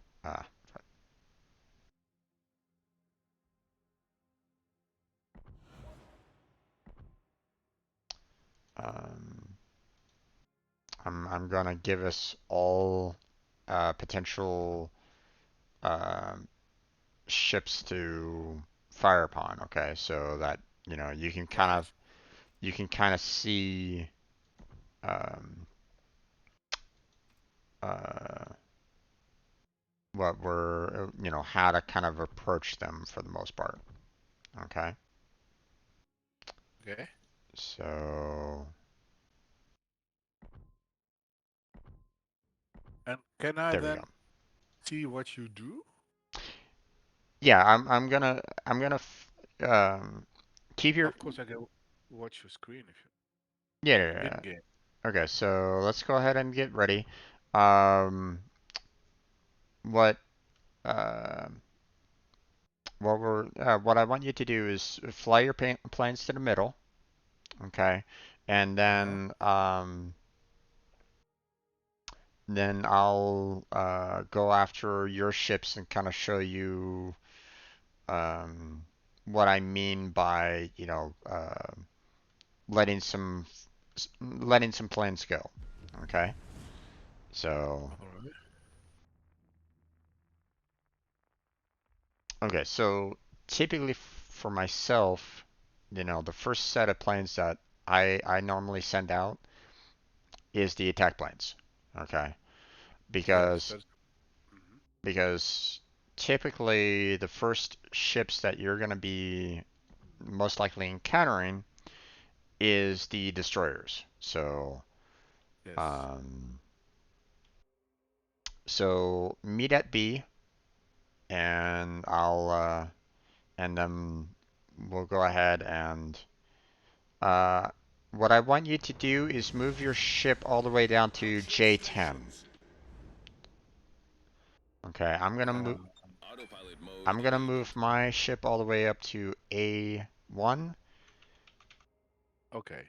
and It's on its way. the reason why I want you to kind of do that is because I don't necessarily want my planes being absolutely destroyed by your attack planes that will automatically be launched if I get too close. All right. Yes. Okay, so now there are um, if you look down at the very bottom of your screen, okay, you have Mhm. multiple different abilities for your planes. Okay, you have the normal attack, which is the one. You have Yeah. the you have the speed boost, okay, or the um, you have the engine overclocking for R, okay, Yes. um, and then you have the dropping off attack planes for T, okay. Wait. I'm still in the ship. Should I already be flying? Yes. All right. Okay. Coming. Because the buttons didn't match. Um. Yes. Now I have the attack planes. I'm going to B, Yeah. and I have one R and then T. But I have no idea what T does. Okay. So, do you know what R does? Yes, it boosts your speed Okay. for a Now, while. right. It has a limited um, timer on it. Okay. Now, attack planes have a shorter timer than like the torpedo and dive bombers and the like. Okay, but um, if you do it correctly, you can get a decent amount of um, you can get a decent amount of distance covered with the R Yeah. ability. Okay, Yeah. so you already know that if you hold down W, you speed up, right? Yes. Okay. Now, what I like to do when the engine kind of says beep, and says, "Hey, I can't go any further," that's Yeah. when I hit R. Okay, especially if I have to kind Yes. of go somewhere. So once it goes all the way down to the bottom, it says beep, and then I hit R, instant refill, or pretty much instant refill, and now I'm flying for a decent amount of time, a little bit faster, And there you go, right? Destination reached. I use that all Autopilot the mode time. disabled. Yeah. Yeah. Now for um, now what I mean by letting some of your fighters go. So right now, like I have 8 planes in my squadron. I believe you have the same. Yes. Okay. So obviously, as you've kind of learned, normally you get like maybe one shot off before the rest of your squadron gets completely decimated. Okay. Correct. Now Yes. the problem is that your aircraft carrier, well, in the past your aircraft carrier had a limited amount. Okay, it didn't restock its planes. Okay, Hmm. so you had to be like really careful back in the day Yeah. when you lost your planes. Now I think they tried to correct that a little bit, allowed for more, um, allowed for like a faster build time for your planes, but still, um, it could take a while to kind of completely restock your planes if you keep on losing them over and over and over again, right? Ooh, yeah. Yeah.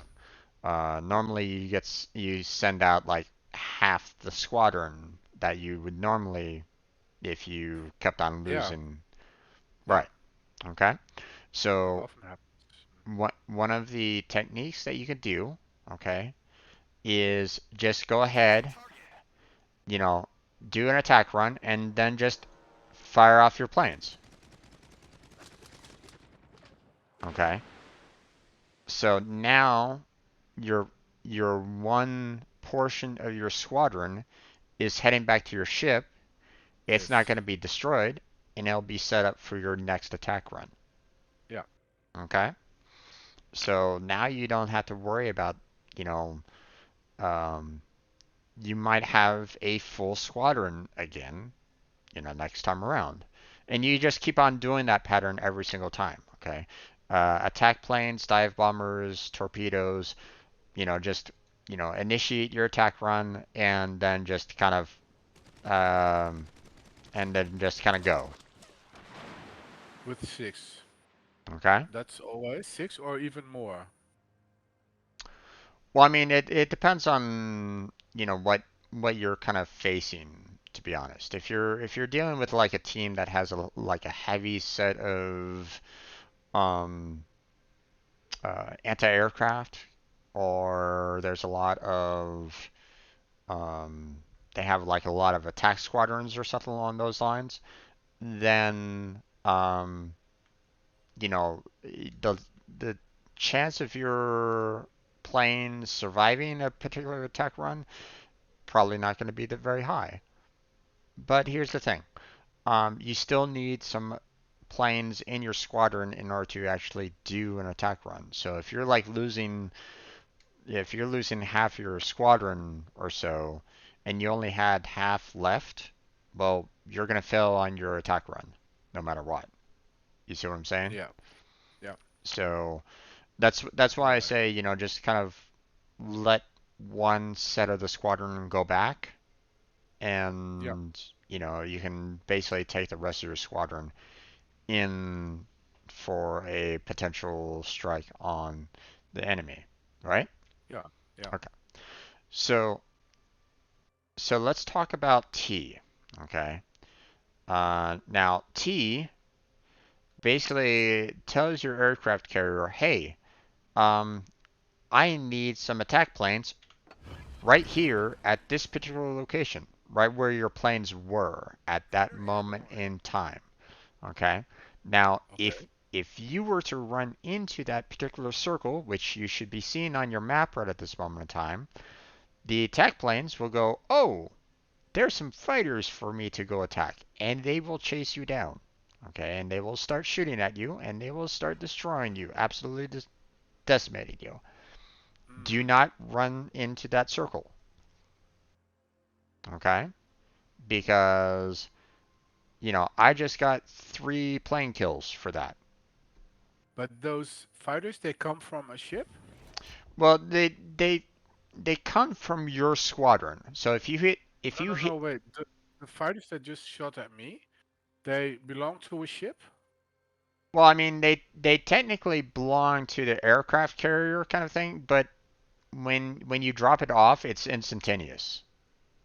Okay, you're So, so if you hit T right now, you would drop off a circle of attack planes right on top of where your planes are at. indeed, Okay, yeah. and if I was to fly into that circle right now, okay, which Hmm. is pretty much death for me. Okay, your attack planes, those rangers with the with the scope, they're gonna detect me, and then they're gonna come after me and Right. absolutely destroy any fighters that I had left.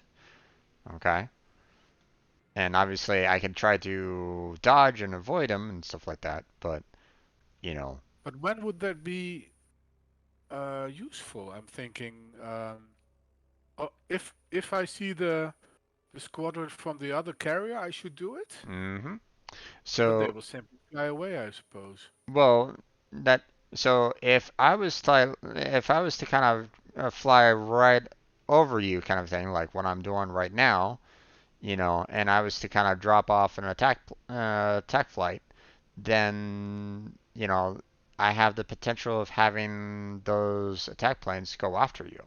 Okay, or you could have done the Yeah. exact same thing to me. If you drop Uh-huh. if you drop those attack planes right in their path, then you have the potential of destroying a lot of their squadron. Right. Okay, Right. but I had no idea. you have to kind of time it right, or you have to kind of guess Yeah. on where they might be going. Now, it's not always a guarantee, obviously. Okay, but if you place it just right at the right time, then you might be able to destroy some of their fighters. Yeah. Now another way of going about this, okay, is that sometimes those attack planes, you don't have to use them strictly on, um, um, if you follow me to where my destroyer is, okay, which is pretty much straight east, E2.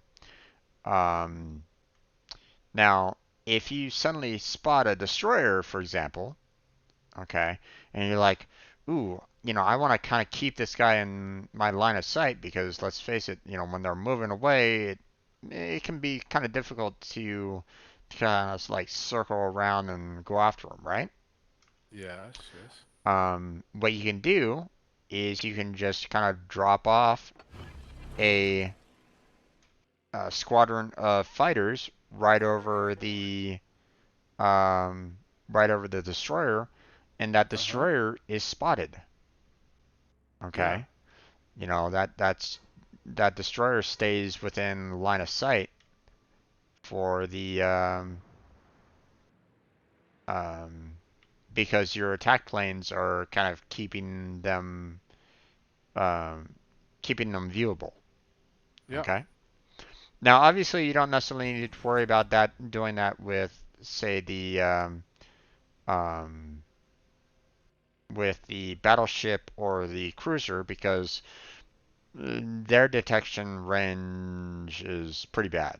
Okay, they're going to be easily spotted for the most part, so you don't necessarily need to worry too much about dropping off attack fighters there. Okay, it'd be pretty much a waste. You would basically be sacrificing your attack fighters against them. Okay. No, I don't get it. I don't get the difference between why why on the destroyer, yes, and not on the rest. Okay, so the destroyer has a very um, small detection range, meaning that they can sneak up on your um, they can sneak up on your battleships and your cruisers Right. fairly easily, right? Yeah. Okay. Yeah. So dropping off the attack squadron in their path or around them or nearby them, it keeps the destroyer it keeps the destroyer detected by those attack planes. Okay, so Yes. that your teammates, the battleship and the cruiser, can continue to fire on that Hmm. destroyer because Yeah, yeah, you have the attack planes over them. Okay. yeah.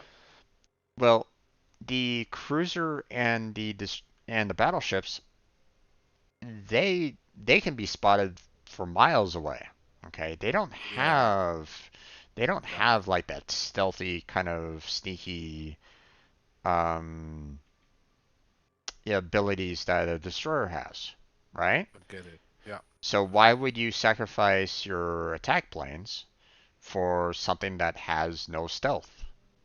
True. Yeah. Yeah. Okay, so that's another way of using your attack planes Huh. to help you out.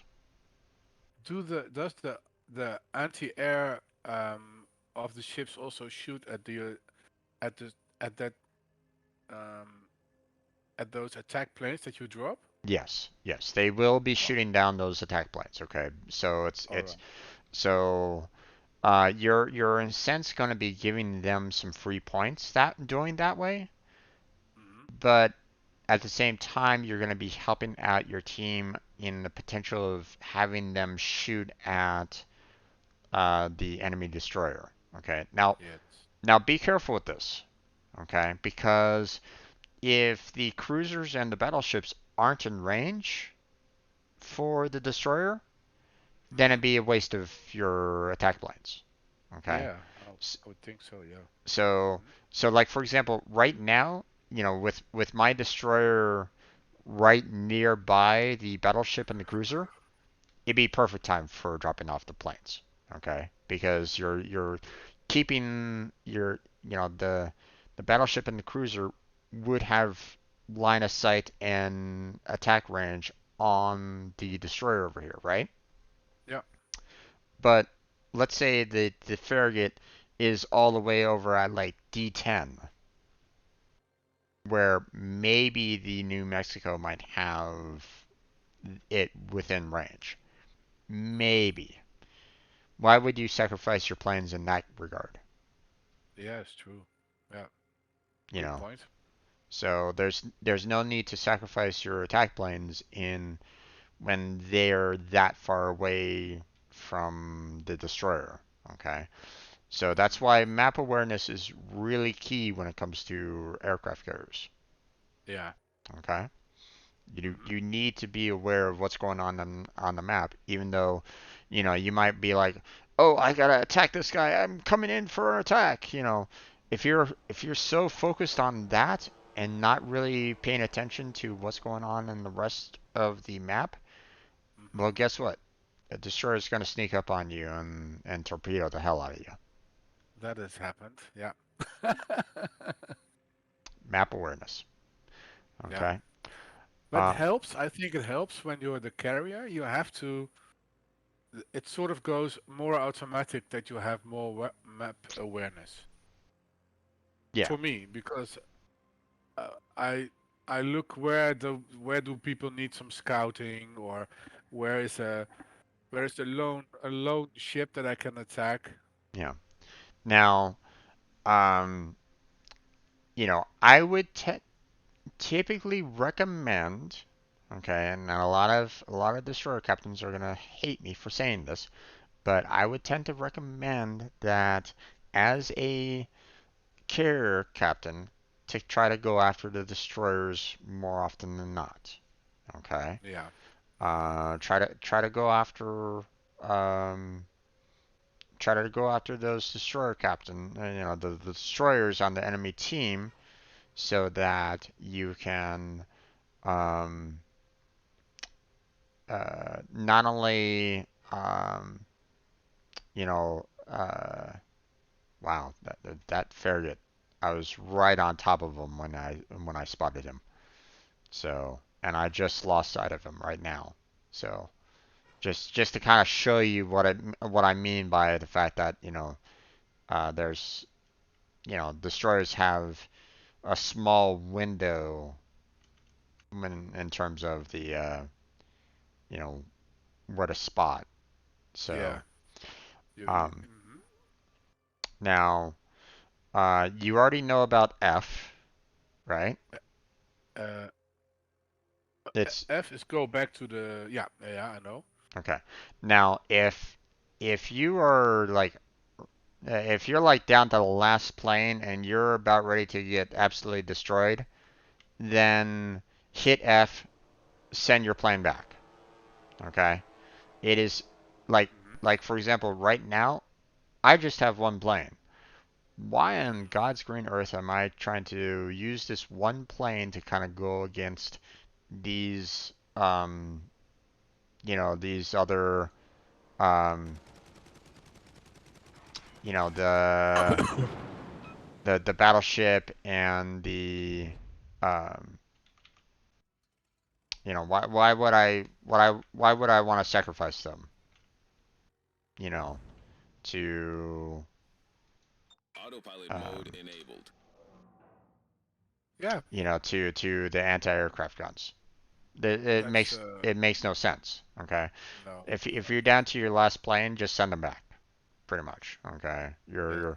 you're basically giving them free points if you just try to try to sacrifice them that last plane um to try to fire upon them one last time.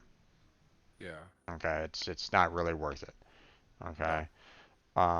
You might be willing to kind of sacrifice some due to like maybe spotting them. Like, hey, here's the um, here's the destroyer that everybody's kind of shooting at. I'm gonna kind of keep them within line of sight so that I can shoot on them a little bit more.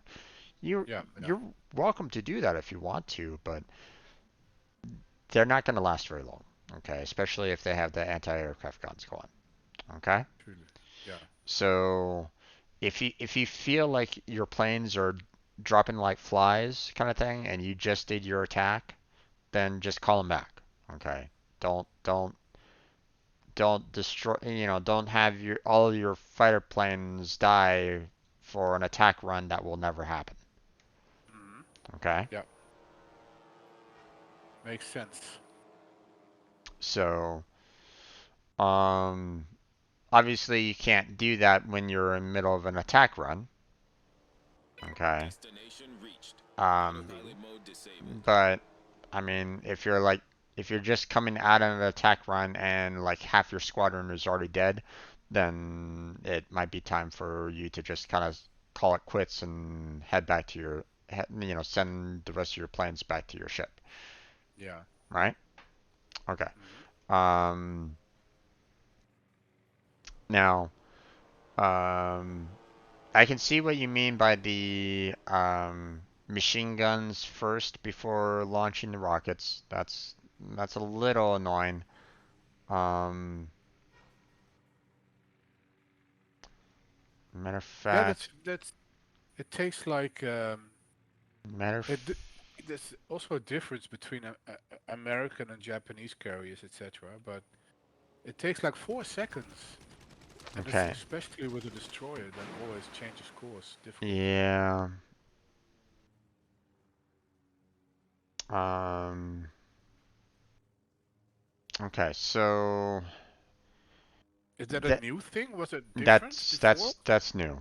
That's new. Ah, Um, so in the past, when you had something in line of sight, you just were able to kind of just shoot your missiles like right then and there. yeah. Okay, without the machine gun fire. So that makes hitting destroyers a lot harder, and that's really unfortunate. I really don't like that. Hmm. Um,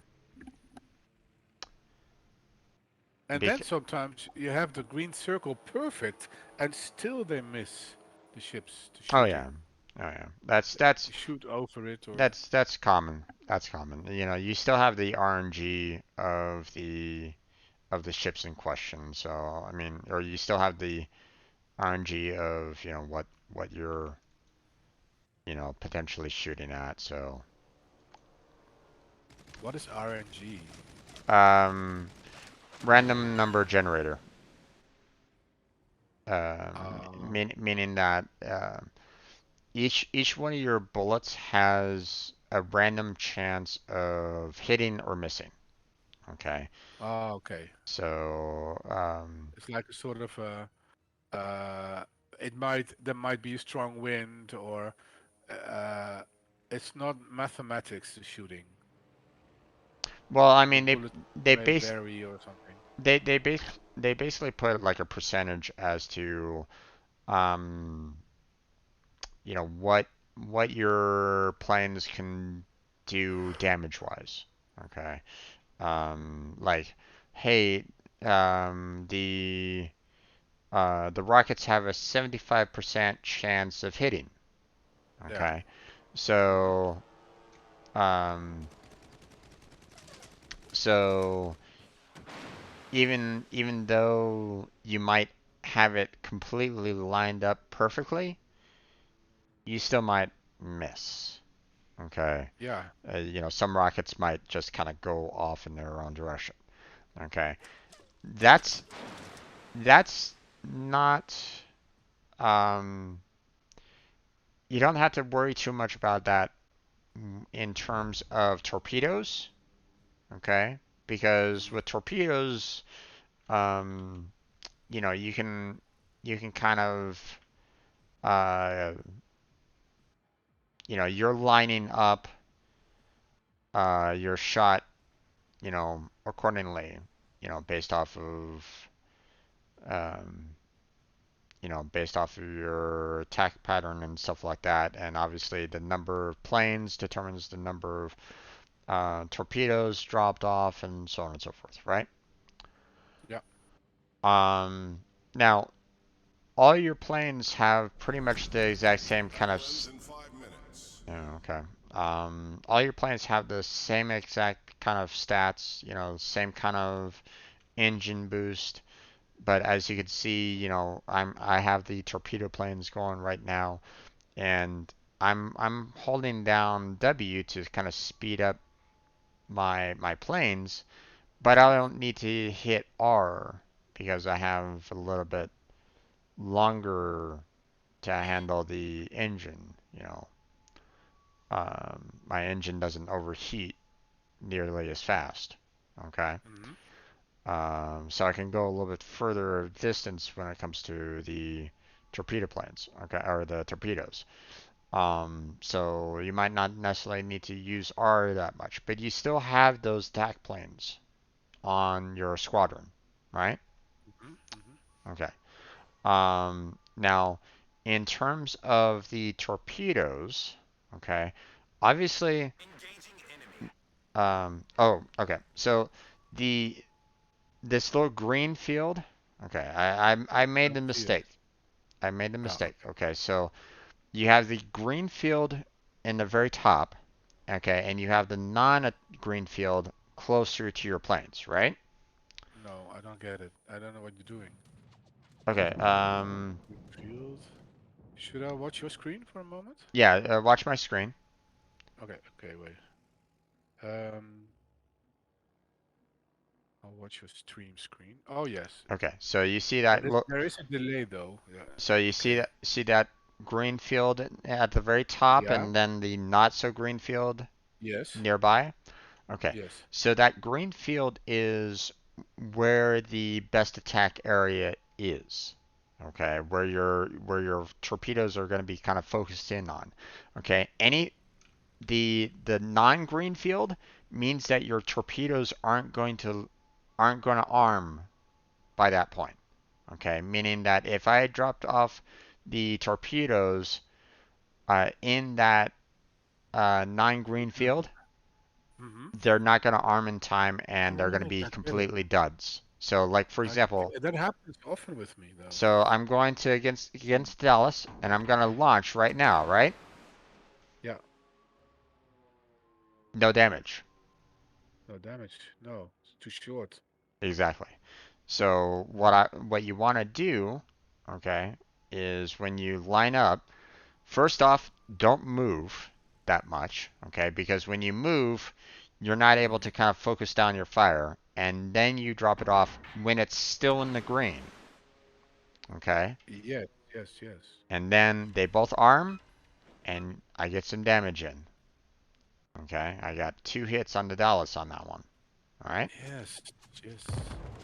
Oop, I got too close to your. So Oh. I'm gonna I'm, I'm gonna do the exact same thing with New Mexico. So Uh-huh. focus fire, let it focus a little bit more.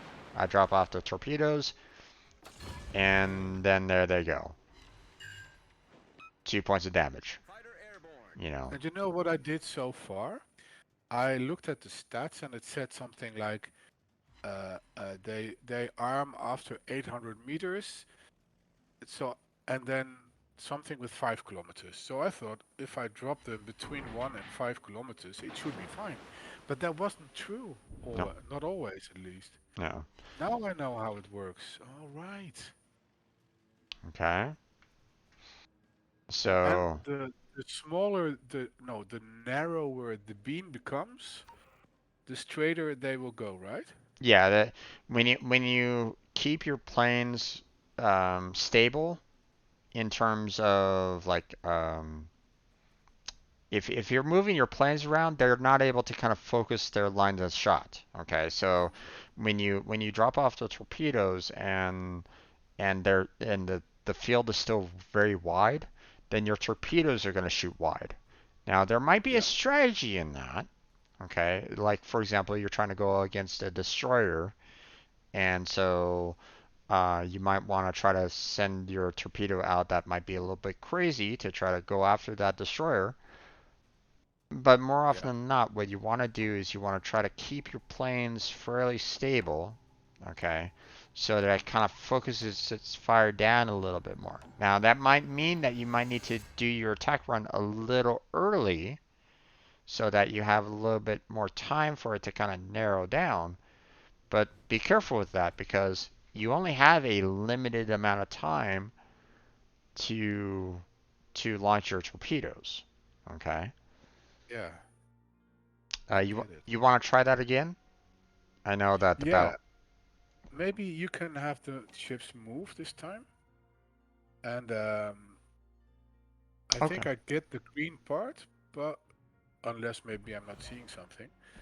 But Okay. what I find I'll difficult is I'll how far in front or in the middle of the ship do you aim? okay. I'll go ahead and assign mine to be moving. Okay. I won't arm them. Okay, but I'll have them Okay. moving. Okay. So you have a little Uh-huh. bit more of a um possibility of just kind of um attacking them. Okay. Okay. Uh,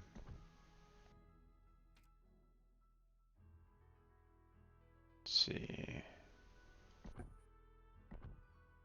Now, what I want to do is I don't want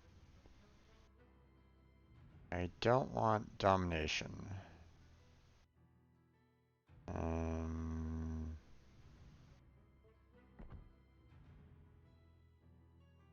armor resilience test? Yeah, I guess I could do that. Um,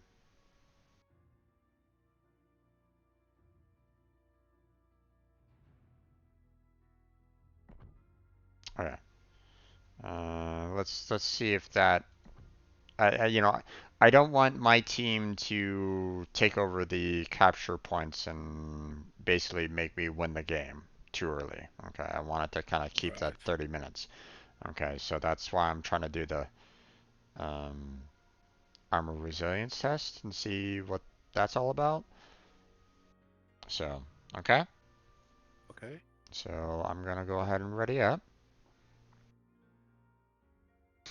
Now I'm gonna launch torpedo planes right at the very beginning, okay, because we've already kind of Okay. covered attack planes. Um, the only thing that I can say about the attack planes now is um, try to aim in front of the destroyer, which obviously is a little bit harder to do, in hopes that they might run into the um, the rockets. It's it's kind of annoying the fact that um, okay, I'm going to move myself back Autopilot to mode enabled. A6 there. And you should probably do the exact same. Action Or stations. not A6, but like J6 or something like that, or J5. Okay, so I'm gonna launch my planes. Okay, so our ships are the ships are moving now. Okay, so they're moving, or well, they should be moving targets. My destroyer's moving.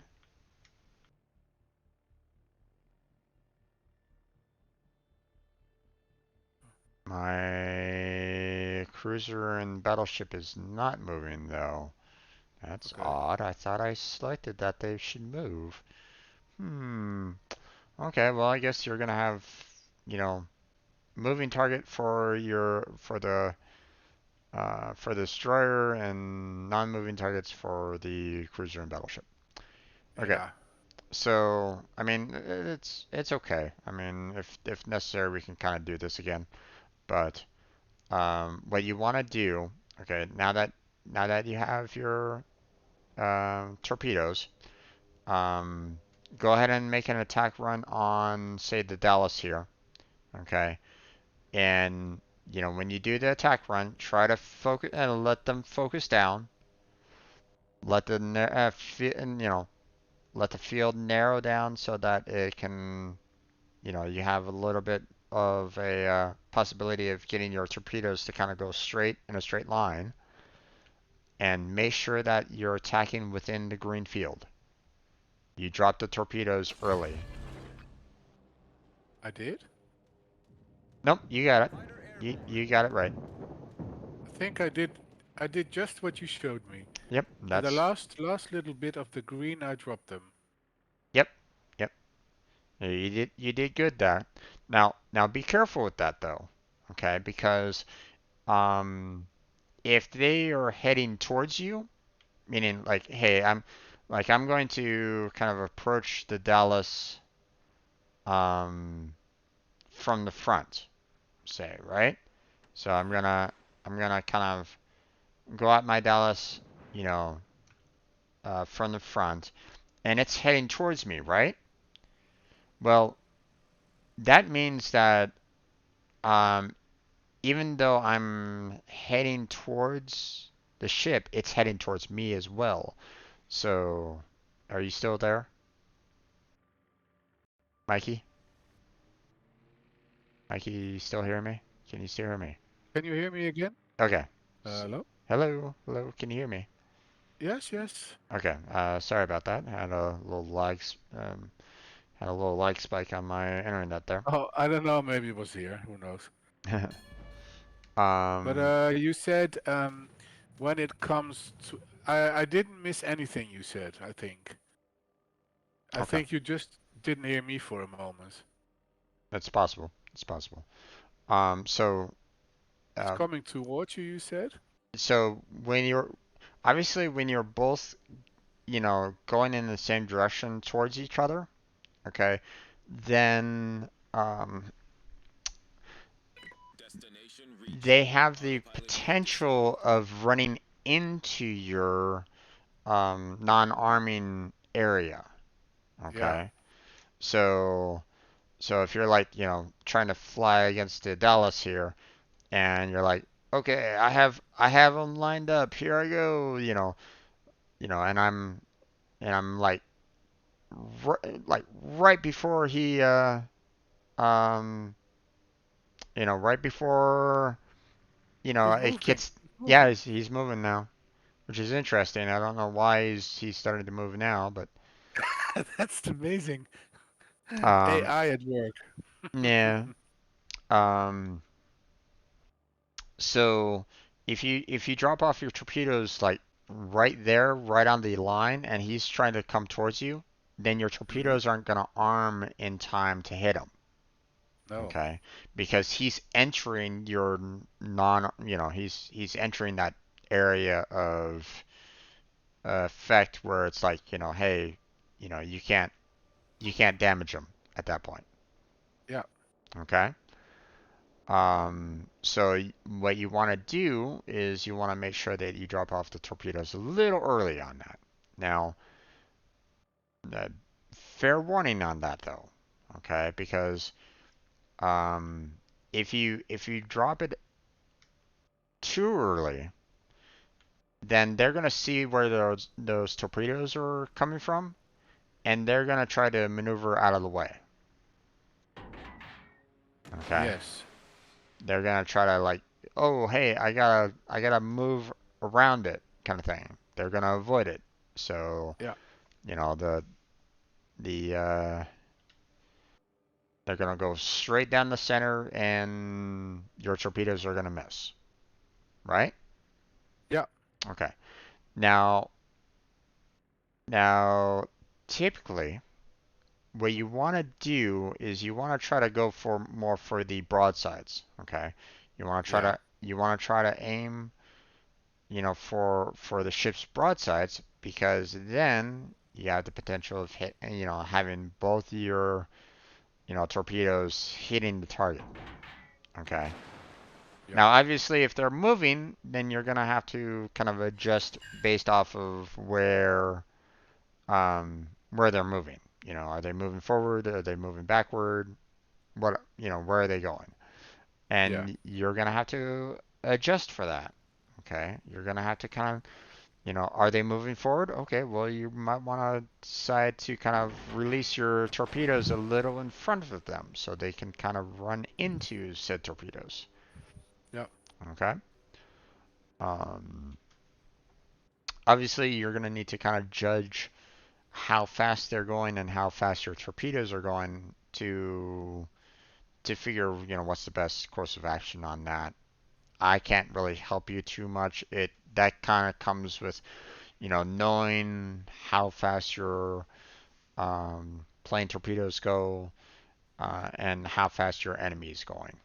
Okay, to really kind Yeah. of get a good judgment on that.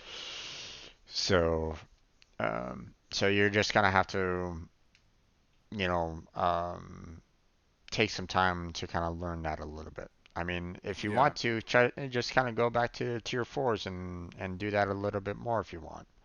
Okay, you don't Mm-hmm. have to be in tier six to learn the aircraft carrier. You know, No. tier fours can work just as well. Mm-hmm. Okay. Now I just launched some torpedoes. Oh, nope, both of them were um, in the area of non-arming, so both of them didn't hit your cruiser there. So Okay. I didn't hit it. I didn't hit them. So um, now obviously, if you want to try to speed up towards an opponent, like you're doing an attack run and you want to try to get to them a little bit faster, you can still kind of speed up, when you're doing an attack run. Mm-hmm. Okay. So, that might cover a little bit more distance. Okay. Um, but, you know, use that if you absolutely need to.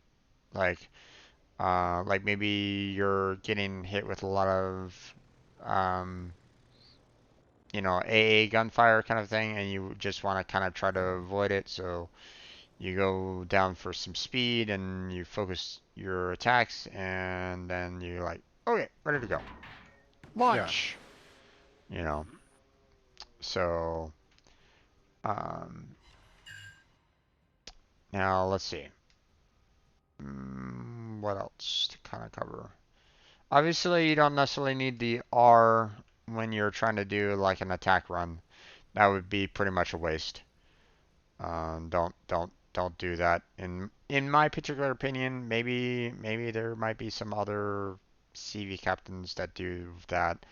I wouldn't know why, because Maybe when you shorten the time near an air with the AA, I mean, the faster you go in, the less damage you get from the AA well, I mean because it you're it it means that you're not under attack all the time. You know, when you're trying to speed on through, then it just means that they're not shooting your planes down faster, I guess. You know, you're um okay, do you know baseball? Yeah. Yes. Okay. So say like the pitcher, okay? He's trying to strike out the Mhm. batter, right? What's Yeah. what's the, you know, if he's trying to do so, how does he go about doing that? Well, um, if he wants the ball to be hit, then he could just kind of lob it over, do like a underhanded or something like that, just give them a fairly easy ball to hit, just do it Yeah. super slow and, the batter, if they know their stuff, they'll hit it. Okay. Hmm. Um, but um, if a pitcher throws a fastball though, the batter might not hit it as much, right? Right. You understand what I'm saying? Hmm. So when you're kind of speeding along towards, with an attack, then you're limiting the amount of time that the enemy has to shoot down your planes. Yes. Okay. So now, if if you need to use R, which is the rebooster, in Hmm. order to go about doing that, then in my particular opinion, you're kind of doing it wrong. Okay, Yeah. You because should you should first save up enough of the W. to kind of If you want to use it, you should have enough at the on the W, I mean. right, right, Yeah. okay, Hmm. just kind of doing an attack run when your planes are super slow or something like that is not exactly ideal. Okay, so if No. you're like at super slow speeds, and you're trying to do your attack run, you're probably not doing that great. Okay, so that's Hmm. why I say if you're using your R to do an attack run, then Yeah, you, that's you're probably waste. you're you're not. Oops. Well, Hmm? there What goes. happened? Well, you just destroyed the I destroyer. didn't I didn't do I didn't do anything. He got I'm he just got flying around. he got close enough to your secondaries, so he kept on getting damaged. Oh, So, well, that's a shame because what I wanted to practice, how far? Because when a ship is moving, hmm, you fly to it, then you have to aim a little bit in front of the ship that's moving, right? sometimes, yeah, yeah. Well, Yeah. If more they're dead in the water, then you can just fly ahead and aim for the middle of the ship. right. But I often More often than not, they're moving and they're dodging moving, and out of the and way. then Yeah, my torps very often go just behind the ship. yeah. And I thought maybe there's something useful, or maybe something learnful for me. Well, I mean, we can always do this again, and I can always increase the amount of AIs that you can kind of go up against if necessary.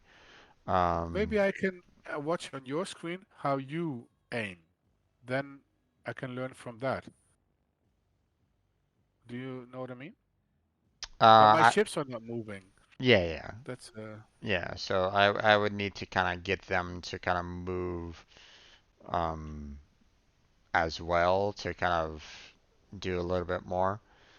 But obviously, like I said, when you're doing the torpedoes, you obviously want to try to if they're moving forward, you want to try to aim more towards the front of them.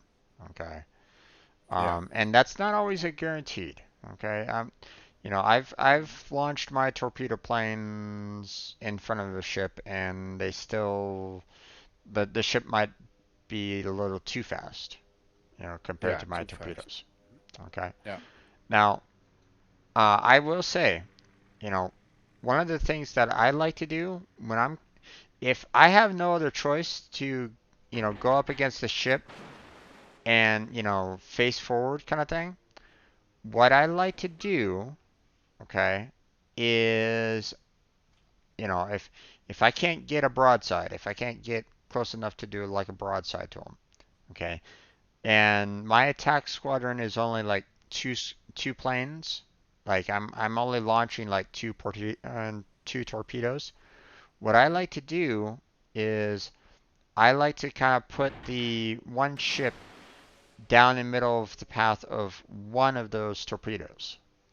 Okay, so that um, so that if they're coming towards me, if they're going away from me, then at least one of my torpedoes has the potential of hitting them. You know, um, out of it all. Okay. Yeah. Now it might not always work out that way. Okay. Um, the torpedoes might still kind of miss the battleship or the cruiser might still be able to kind of dodge. But if you aim it correctly, then you might have the potential of getting at least one out of the two strikes done. Okay? Yeah. Hmm. So, and you might have the potential of getting some flooding damage as well if you hit the bow or the stern of a ship, you have a higher chance of getting flooding damage. Oh, Okay. right. I always thought I have to go for the middle. No, Middle that's not. middle is good for citadels. Flooding is good for the bow or the stern of the ship. All right. Okay. Okay. Now, torpedoes and rockets, you're probably not going to be getting citadels even if you aim for the middle. Okay. Hmm. So don't worry about citadels when you do that. But obviously, you still want to kind of try to aim for the middle as much as you can when it comes to the torpedoes um, and the attack planes, right? Hmm. Okay. The one thing that you could potentially get a citadel on is the dive bombers. Ah, right. Yes. Okay. Now, um, now let me go ahead and if you want to practice with your torpedoes, you can feel free to practice with your torpedoes. No, it's Obviously, okay. obviously if they're moving, that'd be a lot better for you. But now, Yeah. for the bombers, okay, Shall I select bombers? if you want, Okay, I will. so that I can maybe practice with them. Um, now the reticle is obviously the location that you're trying to you're trying to bomb the ships, right? You know, they wouldn't put the reticle down if it wasn't for um like the ideal location for where your drive bombers are going to be attacking, right? Hmm. Okay. Now, um, obviously you have to kind of adjust for movement, for the ships. Okay. So if you're trying to do like an attack run on, say, like the destroyer here, you want to try to aim like more towards in front of it initially. Hmm. Otherwise, they're gonna kind of dodge out of the way, Yeah. right? And same goes for the battleship and the cruiser, but obviously you don't have to do it as much for you know like you would want to do more of a leading attack run if you're trying to go against a destroyer with your dive bombers. Okay. Yeah. Hmm. Um, obviously, destroyers you want a massive lead, cruisers you want a medium lead, battleships you want a small lead. I get it. Yeah. Okay. Um, and The reticle thing. Do you, do you because very often I miss that just drop left and right of the ship. Do you use the reticle uh, like you put the middle line over the middle of the ship? Do you understand? Do you know what I mean? well, you wanna have the bullseye portion of it Yeah. where you think the ship will be. Okay. Okay. Because the bullseye is basically where you want to where you think their ship is going to be at. Now, obviously, I'm I'm dealing with stationary targets and stuff like that, so obviously, we Hmm. don't necessarily need to worry about it. But when you get the reticle over the ship, you know, the um the bullseye is the ideal location for where the bombs are dropping. Okay, Yeah. You so could aim it at the back part or the front part of the deck, maybe. yeah, I mean you can definitely try to like aim. You know, one of the things about the dive bombers is that you can kind of adjust their movement a little bit based off of when you do your attack run. Okay, it's not exactly the best, but you could still kind of adjust when you need to. Hmm. By Hmm. doing the A and the D, to kind of move around a little bit. Okay, but um, you don't wanna do that too often because obviously um, you want to have your attack run pretty much lined up for the most part. Okay, without Okay. having to kind of adjust your planes in mid attack run.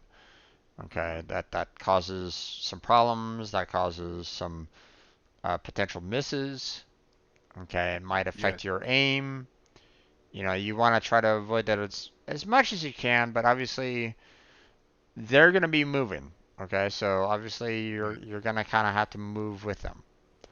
Now, um, now as you know, um, when you do your attack run, that little reticle kind of disappears on you, and you have to kind of it kind of goes back into the it kind of goes into like a oversight, or it kind of goes into like a overhead view of the attack run.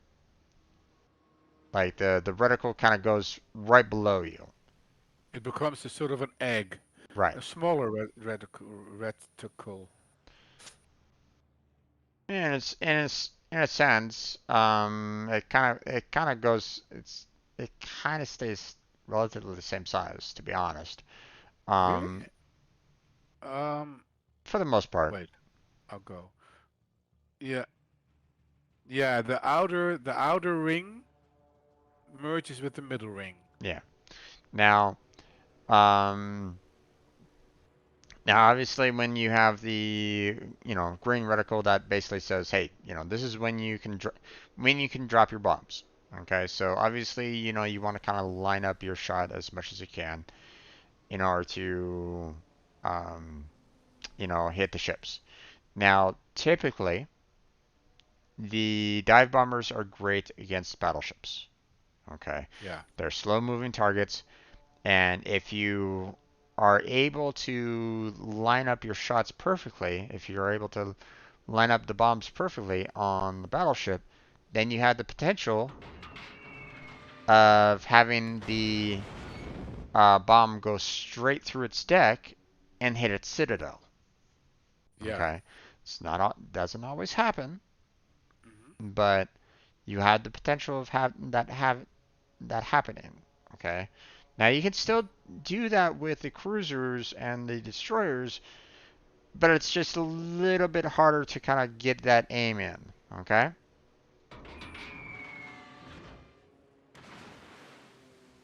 now um, one thing that I wanna now, I've heard when it comes to the dive bombers, I've heard two different opinions as to when to drop the bombs. Okay, Mhm. I don't know. Um, Battle ends in 5 minutes. um, there's different ways on how to kind of approach when to drop the bombs, and um, you're gonna have to kind of learn that a little bit on your on for yourself. Um, but the the height on which you drop your bombs Mhm. kind of gives the angle on which the bombs are kind of flying towards the ship, right? So if if I drop it right at the very apex of the height, like super high up, Yeah.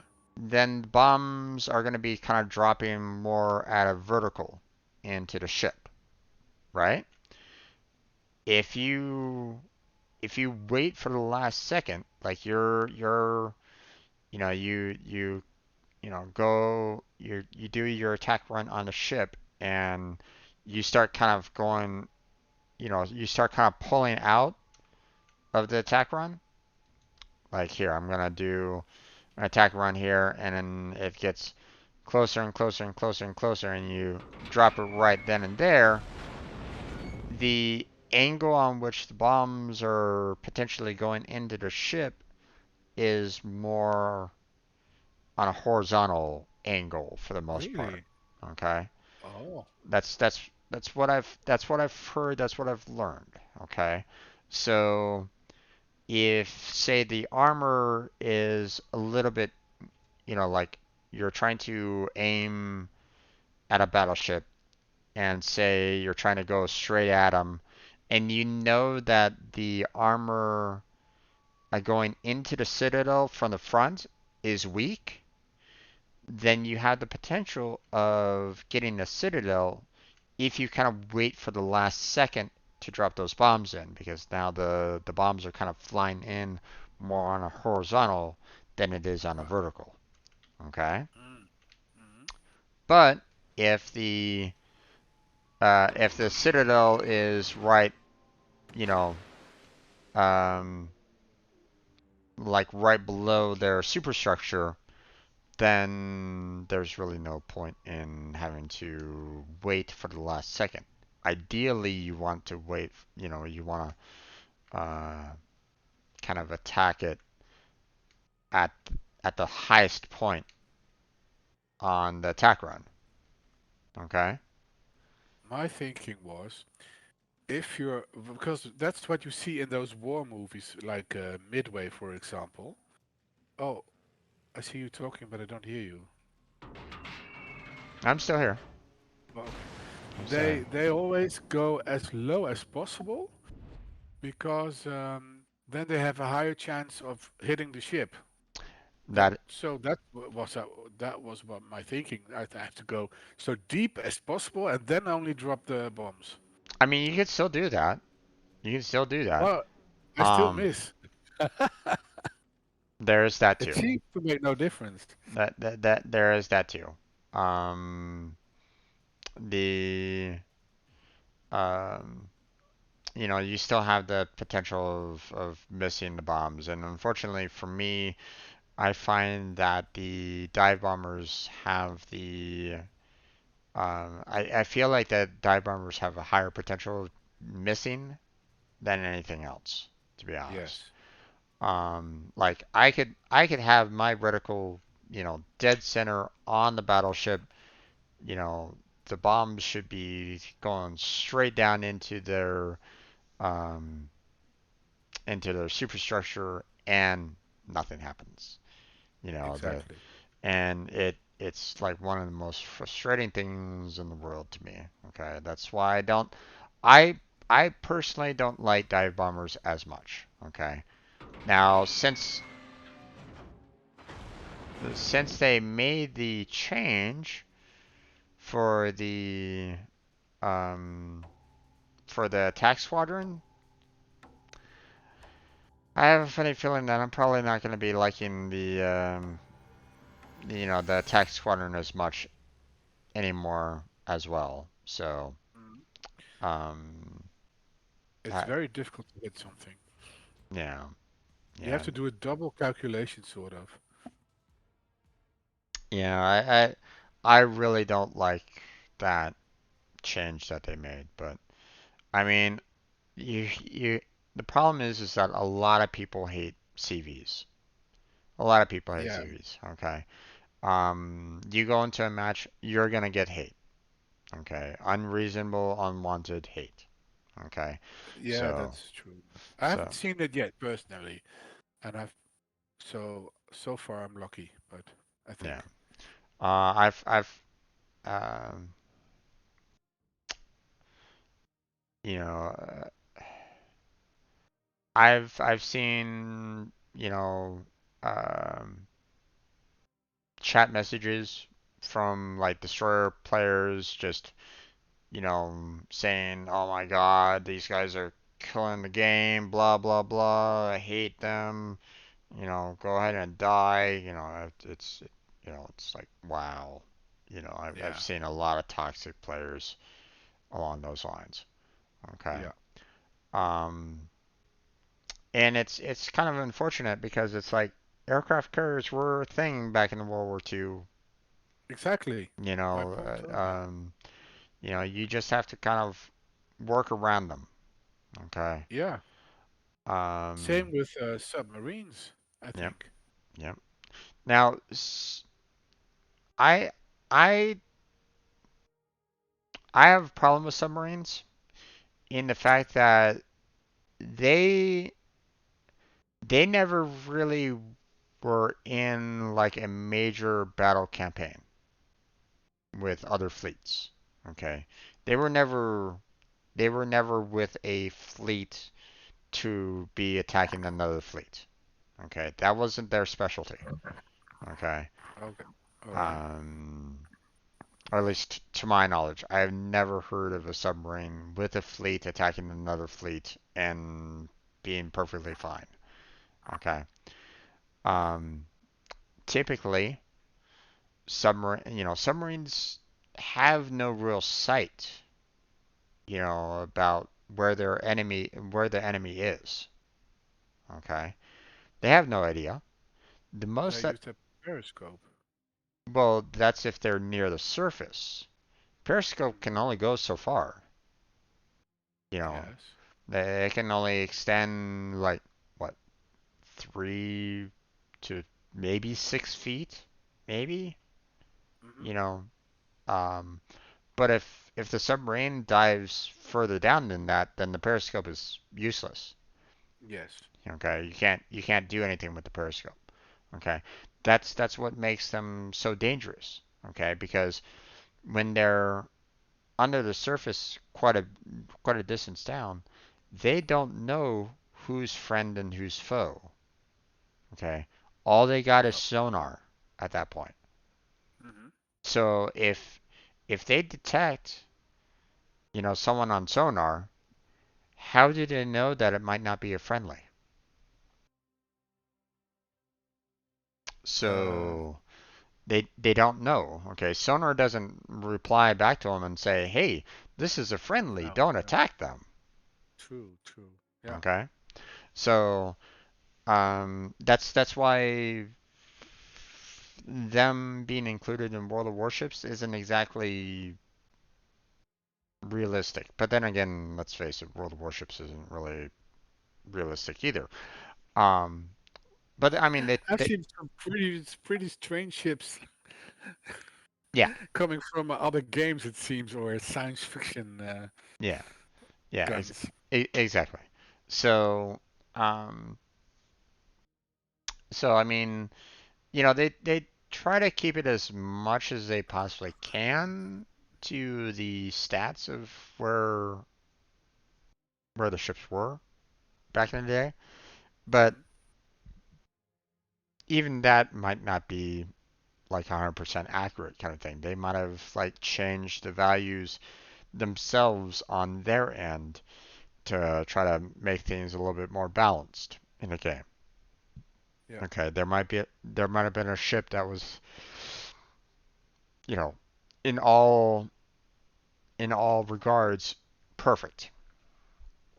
Okay, Hmm. might have had the best guns, the best fire rate, best kind of amount of damage, blah blah blah. Okay, they might have Yeah. been like a destroyer of ships back in the day, right? And obviously they wouldn't want to include that kind of a ship in a world of warships.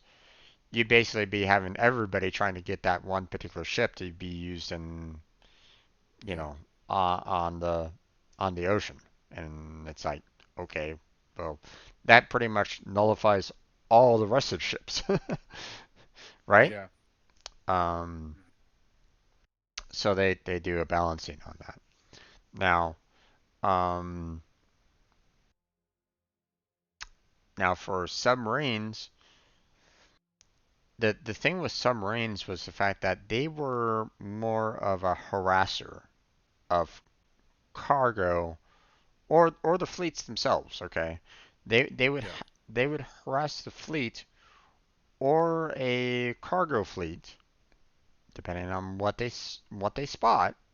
Okay, they would try to go after cargo ships, because that would hamper the war effort. Okay, and because they're isolated, because the submarines were isolated enough, they weren't going to be aiming at their allies. Okay, they're not going to be aiming at allied ships based off of sonar. They look up at the periscope, see the enemy ships, and go, okay, launch torpedoes at those cargo ships. Okay, we Hmm. we sink a cargo ship. Nice. Our job is done. Let's head for home or something along those lines. Or they swing around to kind of avoid any destroyers that go after them. Okay.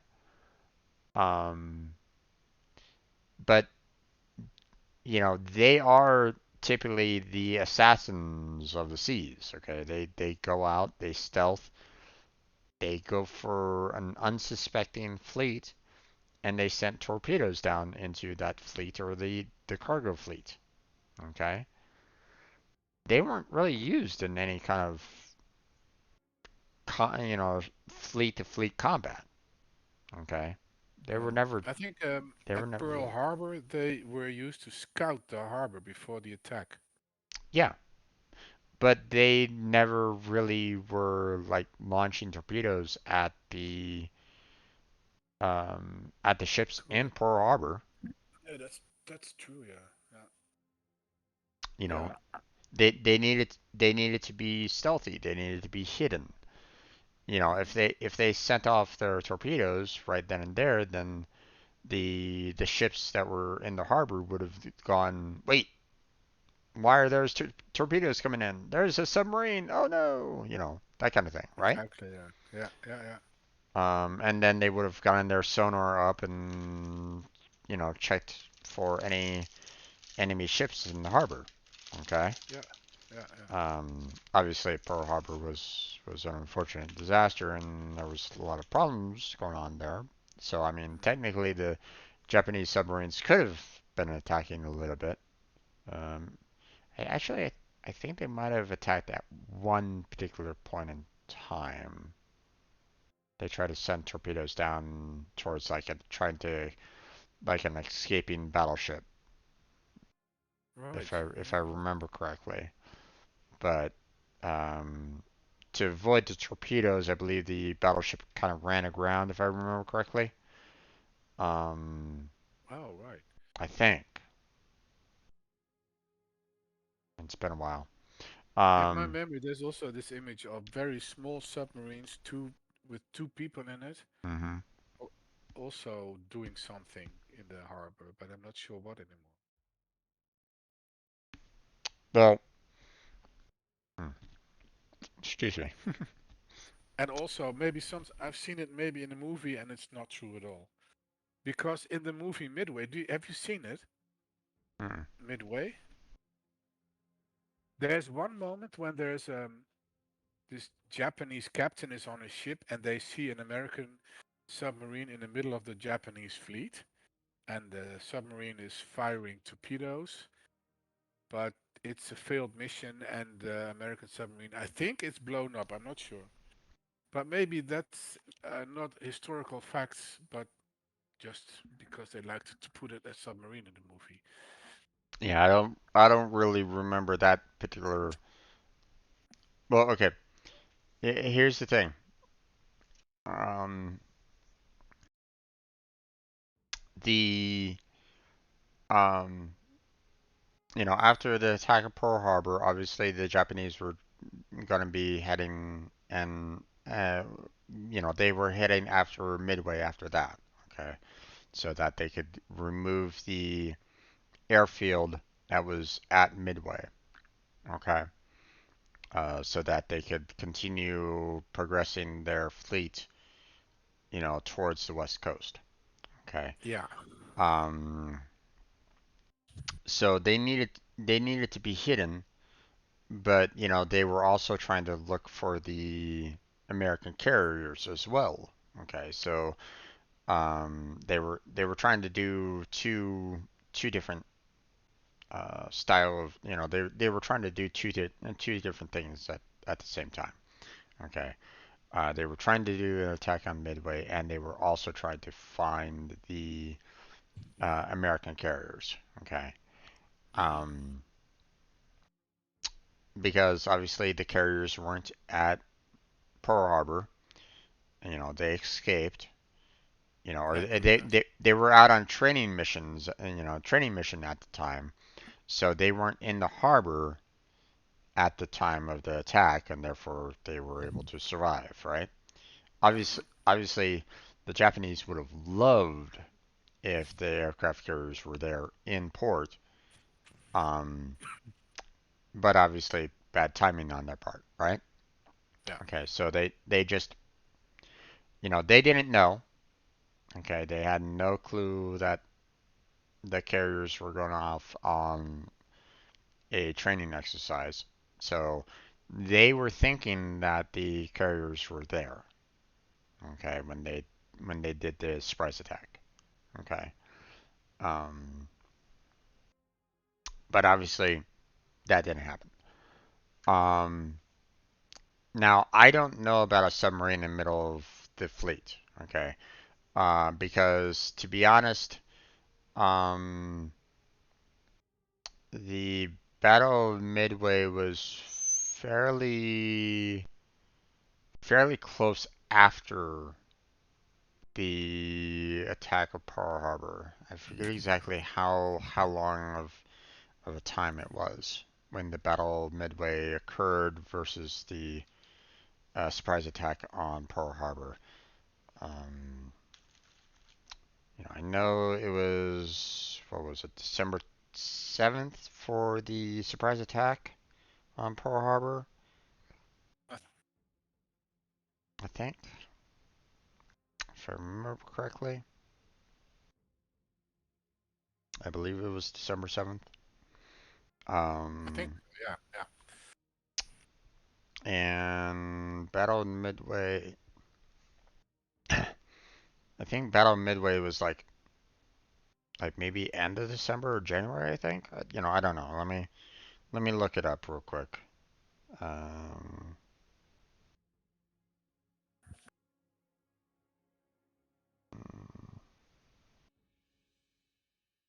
Battle Midway. Um, Oh no, it was way after. Okay. Um, June 4th to June 7th. Okay. Really? Oh. Okay. Um, so obviously there was 6 months of time between Pearl Harbor and Battle of Midway. Um, see, press attack on Pearl Harbor. Yeah, December 7th, 1941. Um, so they were like, we have to, you know, our our attack on Pearl Harbor, we decimated their fleets, but wait a minute, where's their aircraft carriers? Ah, it doesn't matter. We gotta focus on Midway. That's our next attack point. Okay, that was their next battle plan. To try to eventually capture Midway, so that they could eventually launch a ground assault on Hawaii, and then have a more of a straight staging ground for the West Coast, right? Yes, yes. Um, but obviously, because they weren't able to destroy the aircraft carriers, that that kind of ruined their plans. They were kind of afraid of having those aircraft carrier fleets out there. Okay. Yeah. Uh, um, they wanted to. They knew the superiority of air. Of the airplanes. So they wanted to take care of them, but obviously, that isn't always, you know, you know, going aircraft carrier, you got a little bit more of a, um, you have to see, being sneaky, it can be advantation, ugh, I can't speak.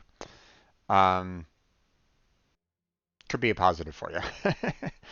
um, Basically, because the American fleets weren't on the map for the Japanese fleets, they didn't know where they were. They were trying to send out scouting. Um, they were trying to send out their own scouts to try to find the American aircraft carriers. And same with the American aircraft carriers. They were trying to hunt down the Japanese fleet as well. Trying to take out all their aircraft carriers. Well, um, Yorktown was found, and it got hit really hard by the Japanese. But, you know, our the Americans were able to figure out where the Japanese were and launched a lot of attacks on the Japanese fleet, and sinking their four aircraft carriers, if I remember correctly. It was like four or five. Although the fifth one wasn't exactly like the perfect aircraft carrier. I think it was like a scout kind of aircraft carrier, really small one. So, they had like a couple squadrons at best on it, I think, if I remember correctly. So, yeah. You still there? I'm here. Okay. I Okay. was just making coffee meanwhile and Okay. listening. Okay. I just wanted to kind of check on that. That's very interesting. So, But I had the same idea that Midway was really short on Pearl Harbor, but it's not true apparently. I'm sorry, come again? I had the same idea that Midway was shortly after Pearl Harbor. Hmm.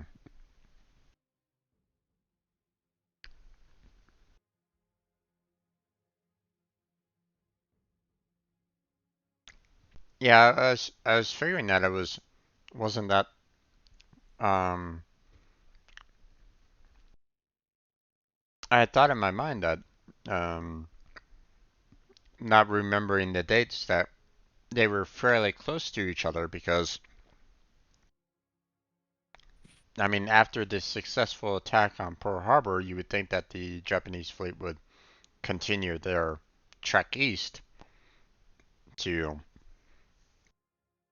continue their assault, but I guess not. Now, did you want to try to do a um, moving AIs for you to practice on? Um, I Mm, think. I can bump it up to 12 Can versus. you? Uh, maybe you can do a game as a carrier, and I can look on your stream how you aim and everything. Okay. Well, I'm kind of comfortable with the tier fours than tier sixes. Do you mind if I just do a No, tier of course. four aircraft carrier? Go ahead. Okay. Did you want to join, or do you No, just I kind of can. want to? You just kind of watch? I can't see. Wait. I can't see the aiming part. I think. Oh, yeah, I can. If I watch your screen, I can see your green aiming stuff. So I'll watch the stream and you play alone. Okay. And then I can go ahead and do that. So I only have the Langley. Um, Well, I I was, had that one yesterday. yeah, I was, um, for, when I moved everything up uh, to the tier six, I was like going, okay, well, um, that's all well and good. The problem was that, um, I was seeing a lot of players really playing pretty poorly when it came to the um, tier four aircraft carriers, and I'm like going, hey, this is kind of what you need to do. So, okay, let me do the tier four Langley random battle here, and now um, I will admit that I'm probably gonna have a hard time with the attack fighters now. I'm probably gonna be messing up on that a little bit more. But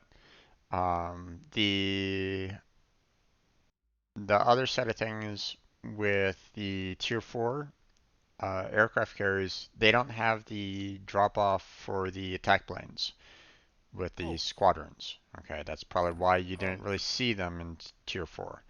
That's probably. the the tier sixes. That's when they came in. Okay, when you're. I remember I did press that button once. Like, what does this do? This button, Mhm. but because I didn't know what to expect, I never noticed the fighters dropped. Right. And so now you need to know, now you need to remember to kind of stay out of that little circle as well. Okay. You go into that circle, you're going to lose planes, Right, right. so. Yeah, I had no idea. I Hmm. didn't know about the little green circle. They Uh, don't explain that to you when you go from tier 4 to tier 6. I know. Oh, that's not letting me in. That's not great. Come on, let me in.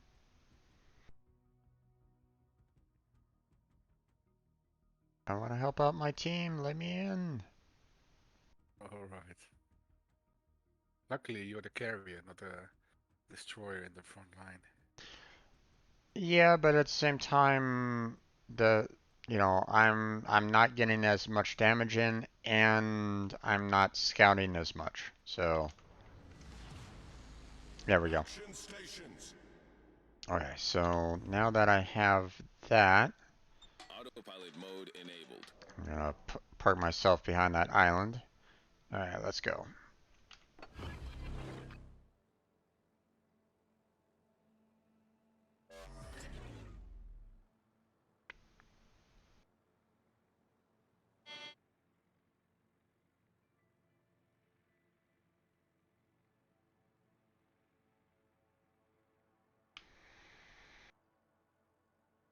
Okay. Oh, I'm getting detected.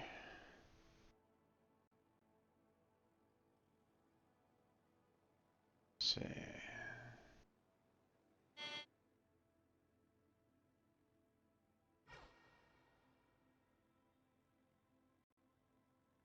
Okay. So we already have one of their destroyers spotted, but we don't have the other destroyer spotted on their team. So I don't know where. Now I can kind of tell based off of where the you know, they have the smoke over there, which could be the All stations, walkie-talkie concentrate fire on the target. there. Um, but alright, I'm gonna go in for an attack run on the. Assistance. I'm gonna try to go in on this.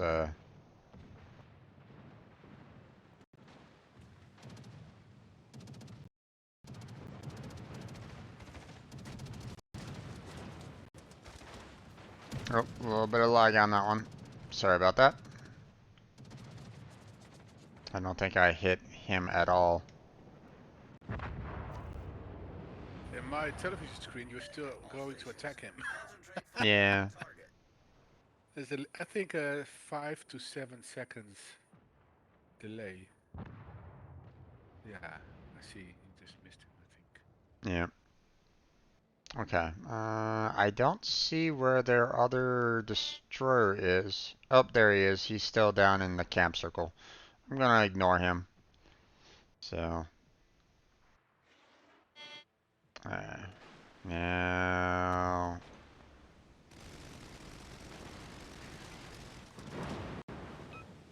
yeah, that's kind of irritating. I really don't like the what they did with the um. The gunfire first, or Yeah, I don't really like that change. no? It's just an extra chance to miss, I think. Well, I mean, Because the rockets is the main damage point. So the fact that you're doing machine gun fire, which is going to be pretty much pointless, you know. exactly, it doesn't do anything, I think. I'm not sure.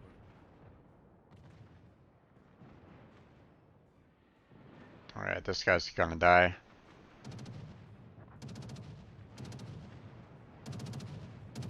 We can go after this destroyer here.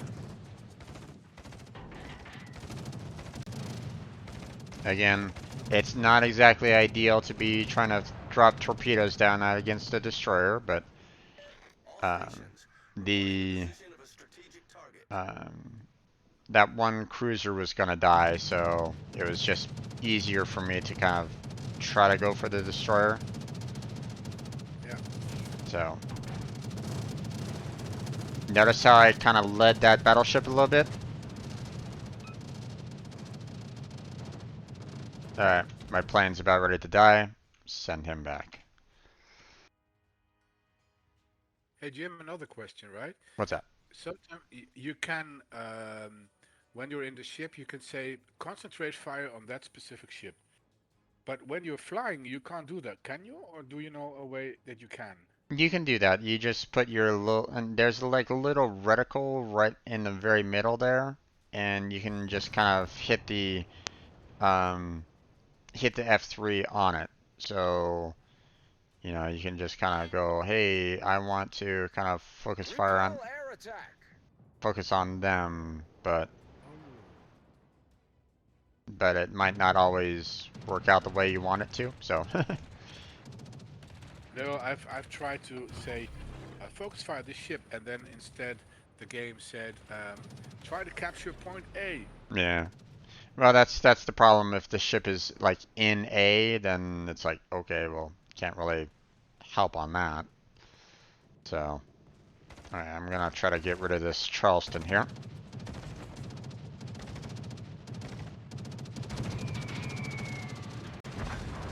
There we go. Enemy cruiser are sunk.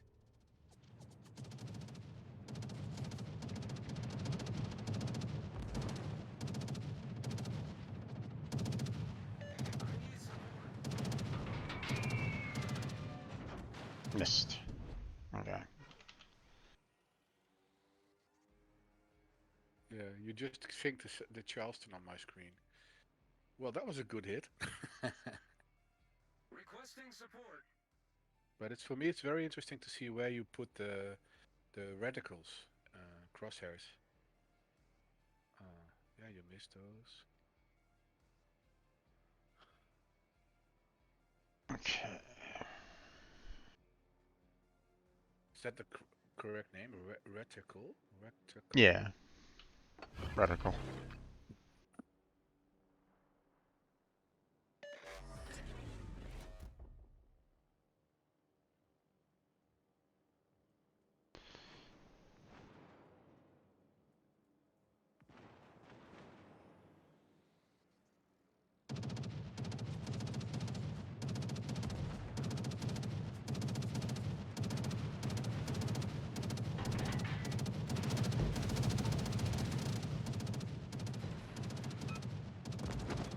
Now, obviously, I can't really look back very much, but you can kind of see the damage that I do.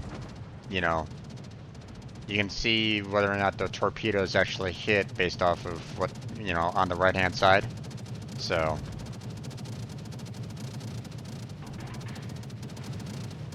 Yeah, the aiming seems to be pretty much the way I do it.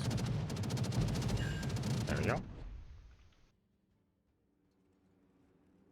Now, and every time you go tiers up, then the ships become more mobile and maneuverable, of course. Oh, wow. What the heck is going on with our team? A lot of our ships just just were obliterated. What the heck? That, yeah, most of the games I play carrier, the team loses. And I'm sure it's not just because of me. It's really weird. Yeah. Okay, I think instead of trying to tackle on those Langleys, the Clemson, and the Sakaguchi down in their base, I'm gonna go ahead and help out the Wyoming over here against the cruiser. So,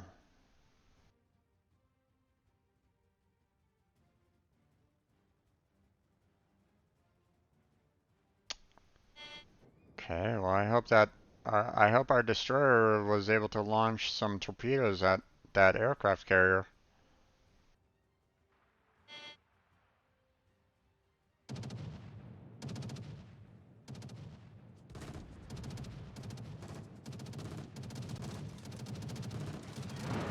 There we go. Destroy.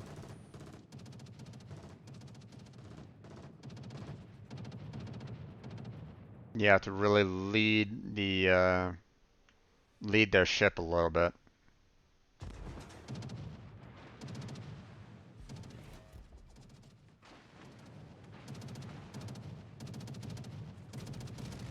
Good hit.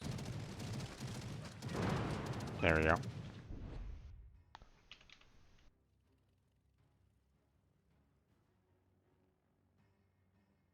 So you stop with the spotting after the first spotting run. Then you go and attack planes. Autopilot mode enabled. What's that? Well, you uh, the first planes you had spotting. You had the map spotted, right? Or the enemies. And then after that you started attacking ships. Or do you keep spotting for Um, others?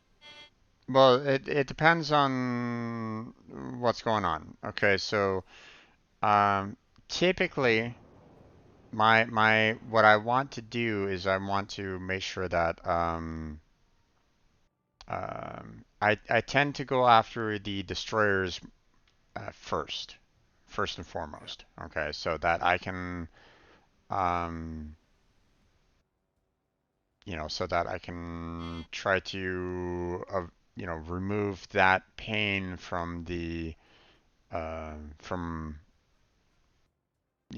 damaging our team more. Okay. Um, but sometimes there might not be um, there might not be that kind of possibility. Like maybe um, um,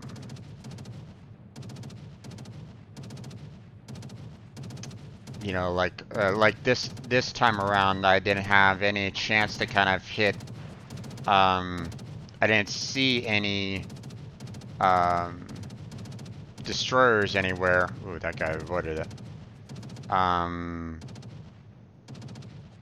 To really kind of attack. So, Right, right.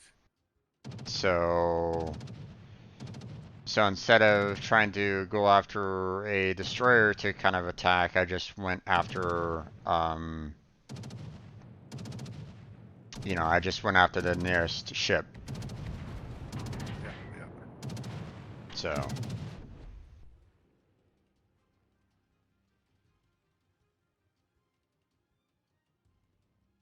Now I'm hoping that our Wyoming friend there is gonna kind of try to take out that Langley, so that I could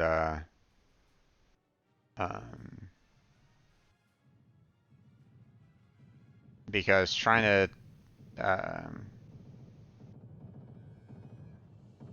to destroy a aircraft carrier is a little bit harder for another aircraft carrier. You would think that'd be fairly easy, but no, not really. But they're super good AA. Where the hell was that aim? Okay. That was odd. Oh, there went the Wyoming. Oh, I see. Yeah, here was the question of a very good rectangle, it seemed, and still 2 meters overboard.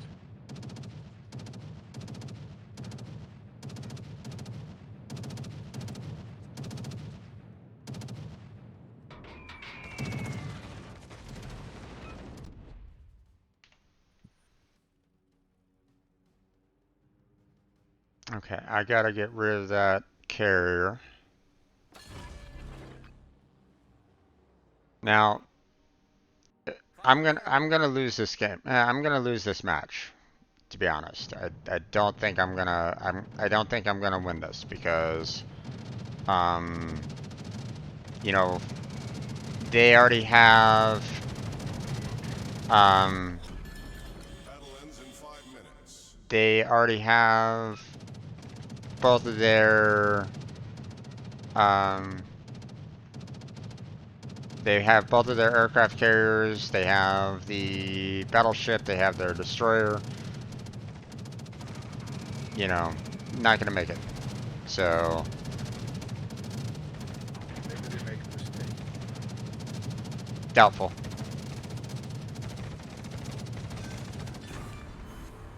Enemy battleship sunk.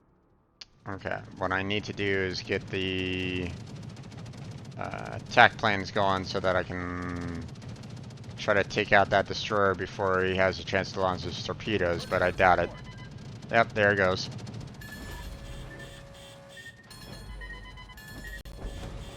Yep, there it goes.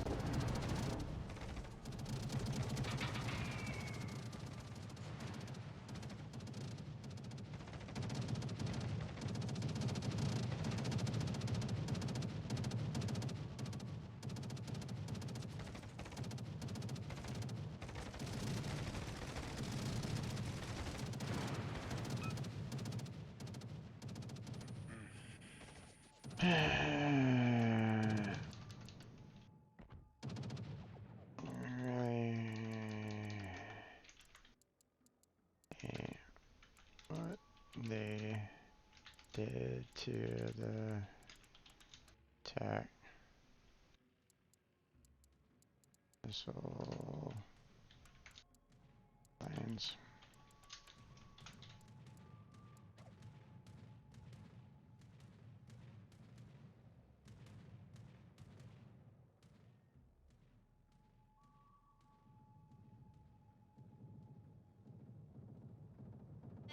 Alright. Overall, I didn't do too bad. No, you had a lot of damage. Yep. Good game.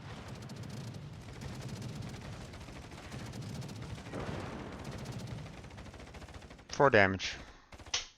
For Two ships killed. okay. A lot of XP, no doubt. Yeah. So I don't know what happened to my team. It seemed like they all decided to throw themselves at the enemy at the end there, and it's like, what the hell? You know, Yeah. by the time I was moving towards their enemy base, we were already at the disadvantage. So I was like, okay, might as well just go. You know, I could have stayed where I was, and I could have probably farmed a little bit more damage if I really wanted to, but it doesn't really matter all that much. Um, it would have given me what, 10 or 20 more experience points maybe. We were gonna we were gonna be losing, so Yeah. you get less um, XP when you lose, so it Yeah. wasn't True. it Yeah. it wasn't gonna really matter all that much to me. No. You can just as well drive your carrier to them so they can torp it. Well, I mean, like I said, I could have stayed at the far back, and basically sent my attack planes against the Clemson in the hopes that I might have sunk it. Okay. Problem is that you still have their enemy carriers, the Langley, sending their attack squadrons at me, damaging me more over time, and eventually I would have died. Okay. Yes. Um, it was just a matter of when. Yeah. Um, could I have taken out the destroyer prior? Maybe, maybe, but not necessarily with those attack planes. So, um,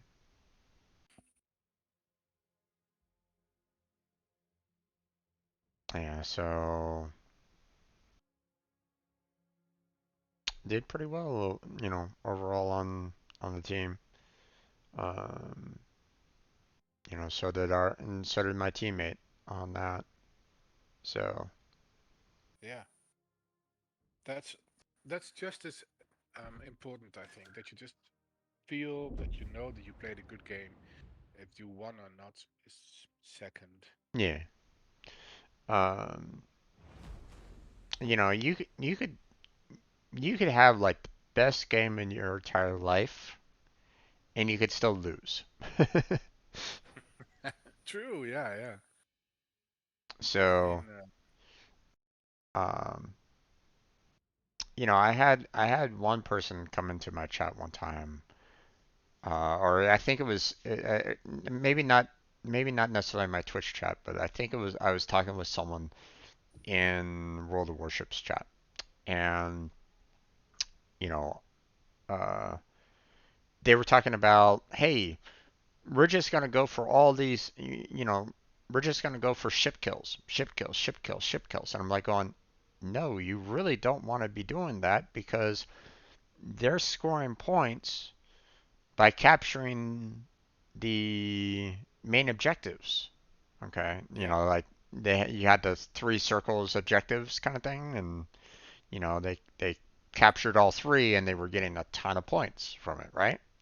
So I was like going, you really need to, ignore that one guy that you're chasing halfway across the world for to try to kill that person and go for a cap circle because you're going to make us Yeah. lose the game.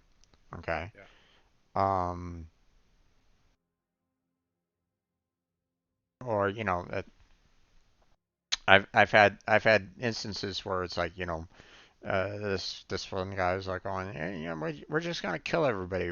We ignored we ignored the objectives. I'm like going, you don't want to do that. you Oh. know, um, yeah, killing everybody is fun, but if you completely ignore the objective, then you're in a sense potentially giving the win over to the opposing team because all they need to do is capture the camp circles and they're getting points hand over fist. You know, Yes. they're getting 9 points, what, every second or something like that? Yeah. You know, Every 3 seconds, I think, something like that. yeah. Um, but it's But it's enough because I've also been on a team that we had 6 ships and they had like 2, mm, and we still lost on points. yep, So yeah.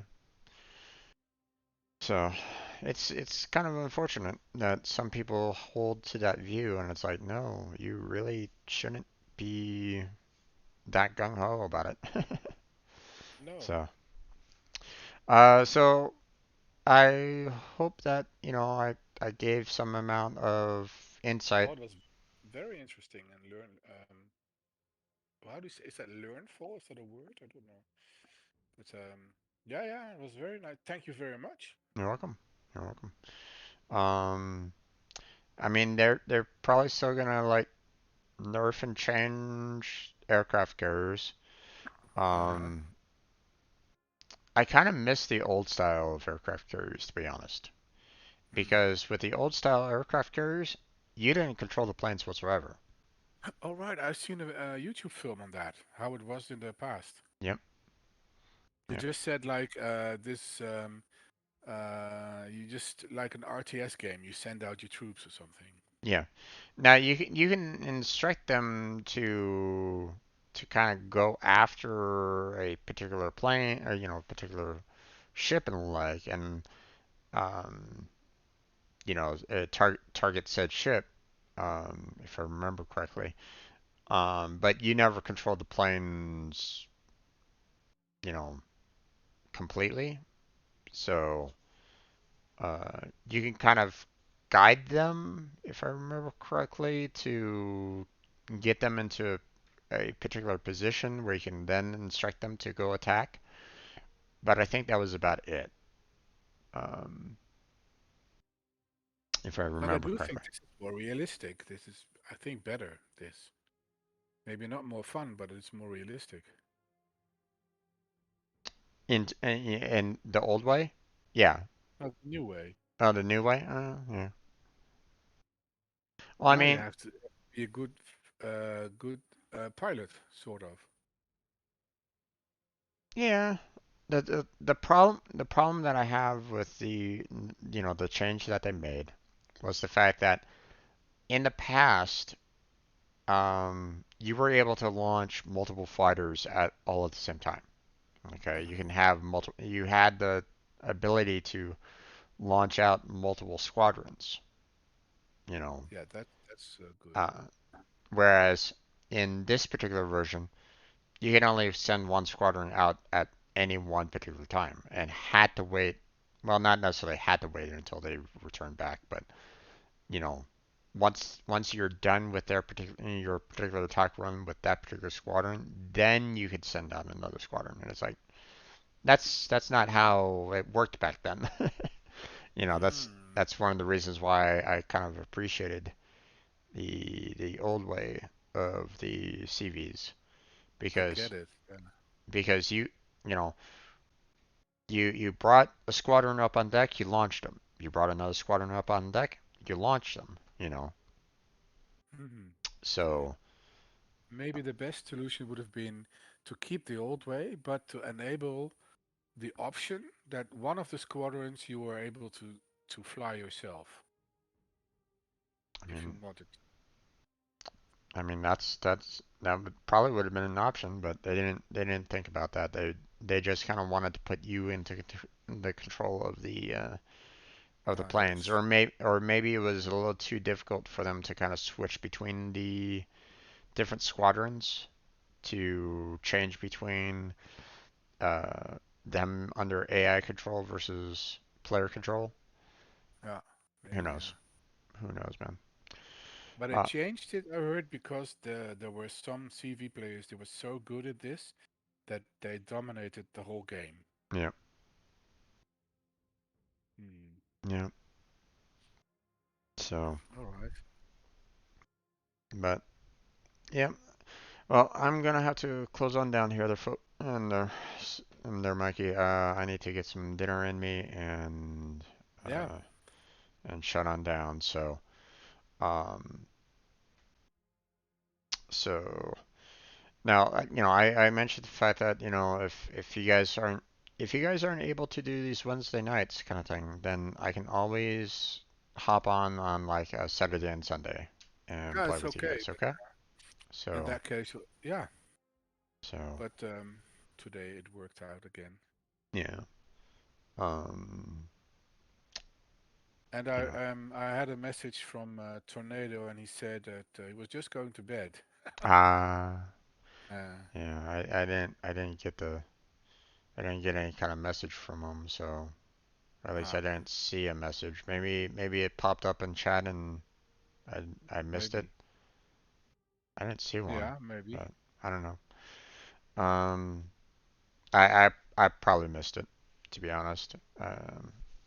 So when you're a destroyer pilot, the destroyer captain, trying to avoid um everything, your focus kind of tunnel vision sometimes. Yeah, So true. Yeah. all right, man. Well, we're gonna go ahead and close on down for the night. Okay, I'm Jim. I'm gonna go ahead and let everybody know about the stream team that I have. Um, Anybody can join. So, um, mainly it's for the streamers that are in the team, but non-streamers can still help out, helping out everybody that's on the team. Okay. Um, and you might get some extra benefit yourself if you maybe want to stream, or maybe you're like an aspiring mod. Maybe you want to uh, you know uh, uh, have your services go to other mods. Maybe you're an artist that wants to branch out a little bit more. I mean, that's the whole idea of the team, is meant to try to help everybody that's on it. Um, pay it forward kind of mentality.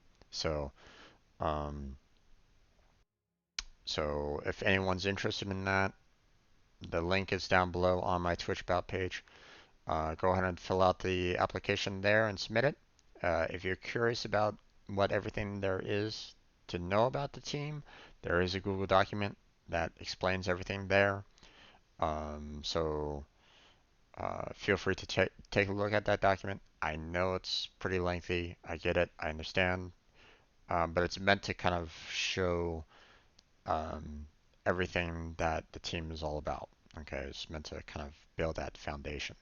So, if you have any kind of questions, feel free to stop on my Discord or my Twitter account and send me a message, or contact any of the other members that are in the team. Although it's just me and Crazy right at the moment, but um, you're welcome to maybe reach out to him if you can't get a hold of me, for example. Or contact any other members on the team if there's you know more there. um, but so yeah, I'll go ahead and review. I check out the application list, see if there's any new applicants. Um, I try to check on it fairly regularly. Um, so if you want to apply, go ahead and do so. But just know that all these streams, all these videos are eventually uploaded to my YouTube channel, so feel free to check that out if you like. Got a link down below on my Twitch about page. I also have links to my Discord, my Patreon, and my Twitter account down below on my Twitch about page, as well as in the description of my YouTube videos. So feel free to check those out if you'd like. I have a schedule of everything that I do on this channel down below on my Twitch about page, showing you what games I play, the coding streams that I do, as well as the Finish What I Start series. That's all described down below, as well as the times on which I stream. So if you're not quite sure um, when I'm online, you can find the days and the times down below. So, but that's where we're going to go ahead and call it for tonight. So, Mikey, thank you for joining me. I appreciate it, man. Yeah, well, welcome. Yeah, hopefully, Don't hopefully, forget to tell about your new PC project. You never talk about it. new PC project. It's under your name. It always says Oh, $5, 25%. uh, Mikey, that has been there forever, and at the same time, I don't. Um, as much as I wouldn't mind people donating and contributing to that particular project, that's up to them. I'm not gonna, I don't want to. How does it It's. work though if people wanted to do it? Well, I mean, if people wanted to do it, then they can donate. But um, How? How? Is it in your, is it the Patreon story? Patreon? no. Um, there's a donation link down below that on my Twitch about page. So Oh, pretty much everything that you that you want to know about this channel is on the Twitch about page. I put it all down below there. Um, so um, but yeah, I just you know uh, if people want to donate, they can. But at the same time, I don't want to go up to a person and say, "Donate to me." no, I you're you much know, too modest for that. It's yeah. very, it suits you, but I really can't find any link to that PC thing. Sorry. It says donations, but it's That's that's the, uh, that's that's it? With the that's it. dollar sign? Yep. Ah, okay. But it That's says it's about a cancer project. well. That's I I I gave the option that if people want to, they can donate to the City of Hope, which is something close to my heart.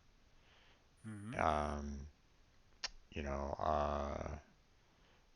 City of Hope helps out cancer patients and folks with serious diabetes. Right. And um, an old friend of mine, uh, best friend at the time, uh, he's still around. He's still fighting, obviously, but I don't really talk to him that much anymore. He suffered from diabetes type 1. So, Uh-huh. and my mom passed away from breast cancer. So, Oh, so so sorry to hear it. it's okay. I mean, um, I knew that it was coming.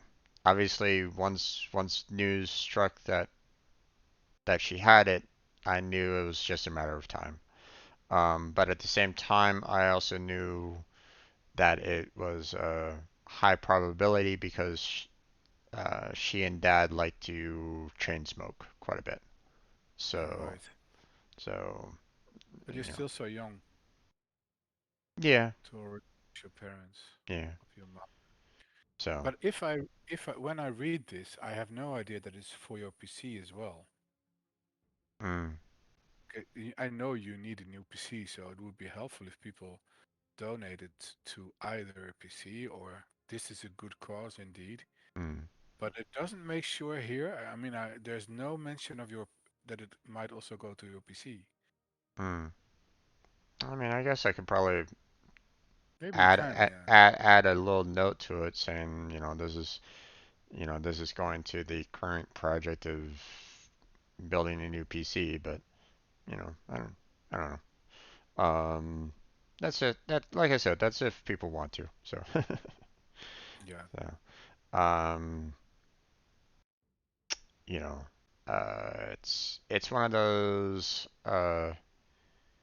the mentality that you know I feel like I shouldn't be asking as much when I don't have as many like viewership or the like. So, you know, uh, I mean, people with a lot of viewers have more right to ask for things.